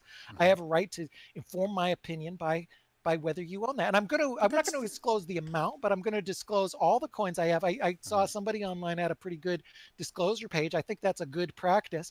I don't feel that I'm legally obligated to disclose my holdings in that.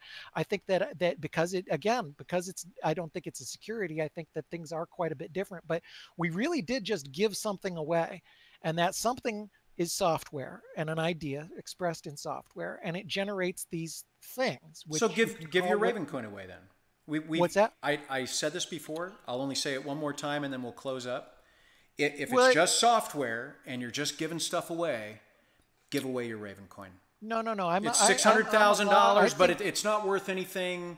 No, I never said it wasn't it was just worth software. Anything. For this network to work, it will need value.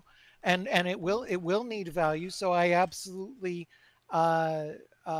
do not think that it's worth nothing. I wouldn't have bought it if I thought that. I bought it as a speculator. I think it is very, very, very, very risky. I think Bitcoin is very risky, and you could lose everything in Bitcoin. And I've said many times that I think Ravencoin is more risky than Bitcoin. If you're interested in asset tokenization, it is extraordinarily risky. Investing in crypto is very risky. You could lose everything you invest. If you do it, I think Bitcoin is less risky. Raven is even more speculative because it is a tiny market cap, and it will be very, very difficult to see if it will be able to beat Bitcoin. But having said all that, I think I have the right to contribute to Litecoin. I can buy some Litecoin, and I can talk to Charlie, and I can. I just think it's funny that you've been arguing for the last 3.5 hours that Ravencoin is not a security, but you just explained how you use it as a speculative investment, and I can't.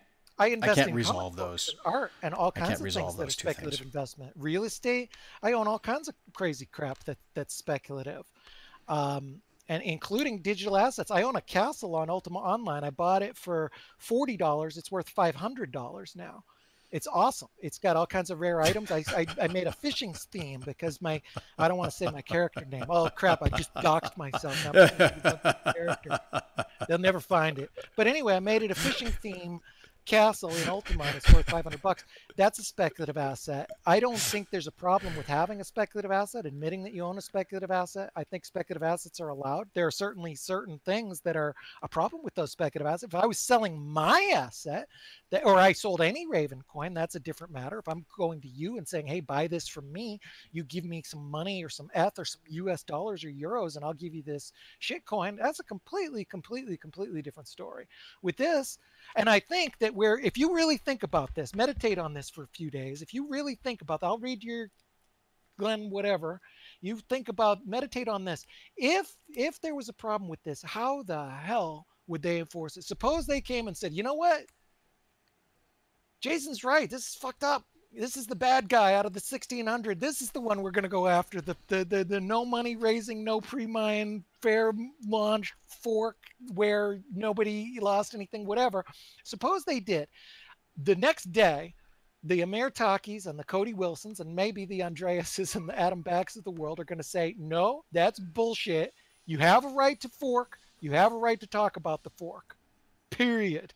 And those crazy examples, because if somebody else did this for another coin, I would do it. And it's not that crazy for me to make a fork of Raven and add a bunch of poetry and a bunch of the Constitution. And I think I would have a very, very solid case to go out there and say that you do have the right to promote. If you're not selling something and you're not asking money, you have the right to give an idea away. That is what is open source, and it's so hard to understand. You're giving it away. Tron gave away what he wrote. I wrote this. I could have written a paper on Litecoin. It's almost interesting that it was after the fact.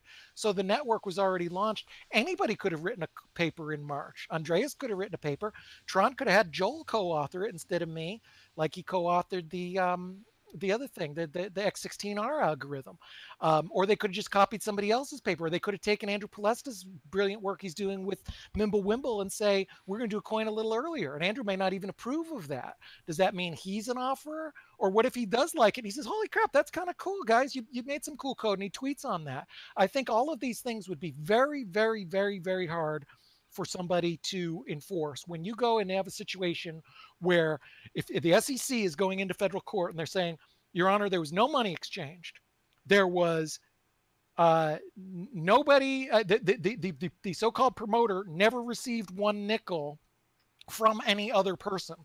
The only potential way they could have profited is by them participating under exactly the same terms as everyone else. So if those terms were good or bad, the promoter had no. Yeah, that's called pooling of resources, and that was part of the Howey test. If there's money being raised, when no, I get it, but you think that somehow that you're under the same situation as everybody else, that exonerates you from something, and it doesn't.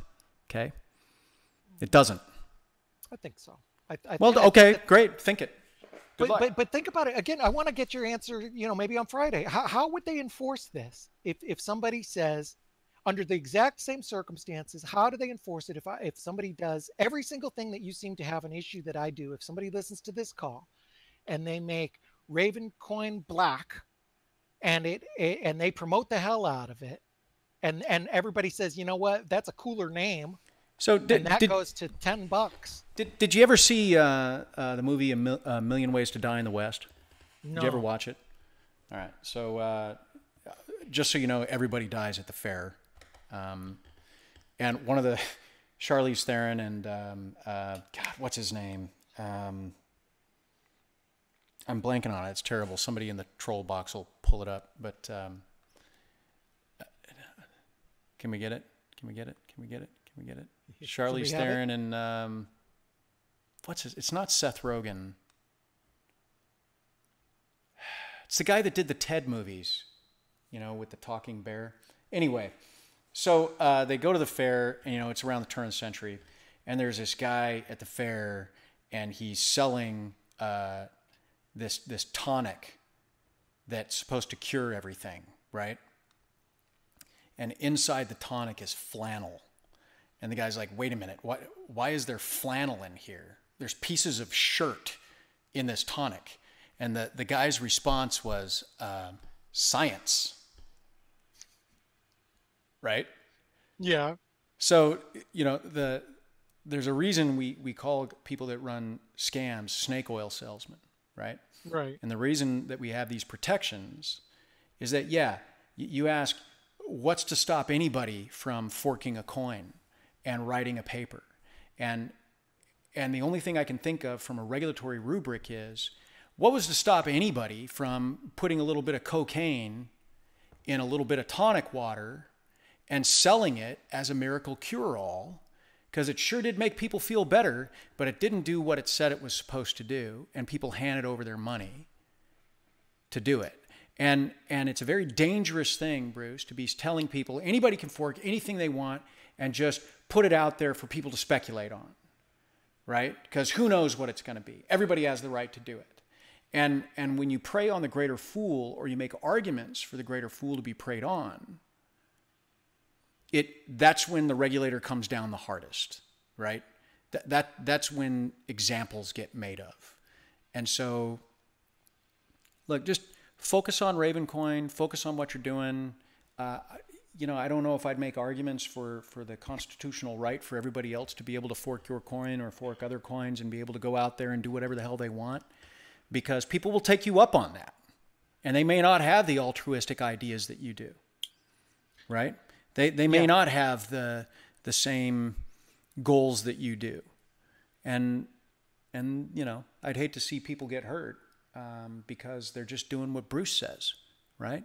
And for you to think that your actions and your statements don't have the value that you say that they don't is crazy. Of course you have value. Of course you have sway. And you knew that. And it's just like with the Granger Danger shit and Main Street Investments. The only reason Charlie Shrem was there was because he was Charlie Shrem. Right. Right. Oh, I certainly have influence. There's no argue about that. I'd say to respond. So just don't belittle yourself on that. You're an important man. I'd say to respond to your points. I mean, I agree. The rules around snake oil, again, that comes down to a product where somebody is offering a product and they're getting money directly in their pocket for that product. The equivalent in this would be the much. You may not be getting money directly in your pocket today, but you're getting people to do things with the expectation that in the future you're going to have more value.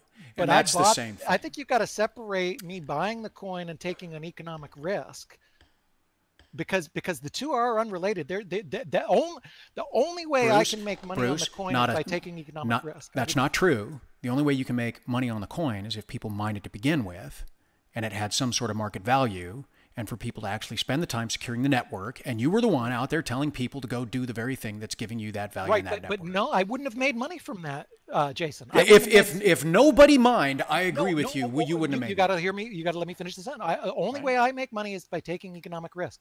My words alone do not make me any money. I don't get any special treatment. I don't know. I have to take the same economic risk of the people that. So it's a partnership of me and other people saying, hey, let's mine this. I'm mining this. Maybe you'll mine this thing. It is a big difference. And you get the penny stock shit pumpers to create it. You start swooping it up when it's at 1 cent, 2 cent. And you control, Bruce, when the network upgrade goes out, right? You have the ability to pump it. You have the audience. You have the ability to control a lot of things. I'm just saying you're treading in dangerous areas. And also, I think most of these rules around snake oil sales, they're not related to people giving formulas or ideas or papers away. They're generally related to people trying to sell something with claims in exchange for money. In our case, there's an idea that is given away, and I don't profit from that. I mean, suppose yeah, you do. What if I never bought any Ravencoin? Then what? What if I never bought Then you would have a better argument that you're not a control person, and you would have a better argument that this isn't a scam. Involved in talking about this and not buy any, and not mine it. If you had simply mined and not gone out in the open market and participated in that open market, yeah, you'd have a better argument. But you participated in the argument. Though. I wanted to buy it in the open market because I'm a crappy miner. I wanted to get some. They have sentimental value to me. I think Ravencoin's cool. I get a happy, warm feeling by seeing it on my computer. I should have a right to buy something. Why can't I buy Litecoin and I can't buy Raven? I'm allowed to buy comic books, right? On that note, I'm going to leave you with your happy, warm feelings. Have a good one, man. Thanks for coming on. Listen. All right. See ya. Seriously, no. Oh, he dropped. Hey, listen. I'm so glad that he came on. Oh, hold on a second. That's not going to work. Let's do that.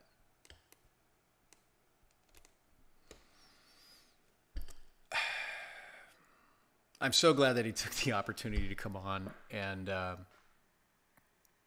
share his thoughts. I didn't think what happened earlier with him not being able to get on Tone's show was cool, and I wanted to give him the chance. We may not agree on things, and that's fine. A lot of people think that I call everything a security. I don't. A lot of people think that I'm just a one-sided, myopic person. I'm not. I try to look at all things. What does frustrate me, though, is when we go through an analysis and somebody says, no, it's not that because I say it's not that. That kind of frustrates me a little bit. But it doesn't mean that Bruce and I haven't had good conversations in the past and that this wasn't a good conversation. It was. It was a great conversation. And I just... that there is a way to do this. There is a way to create coins and not potentially hurt folks, and that's the unicorn, right? And that's not a reference to Mark Cuban's coin that's under investigation. Anyway, on that note, as always, I'm not your lawyer. I'm Jason. Have a great day, everybody.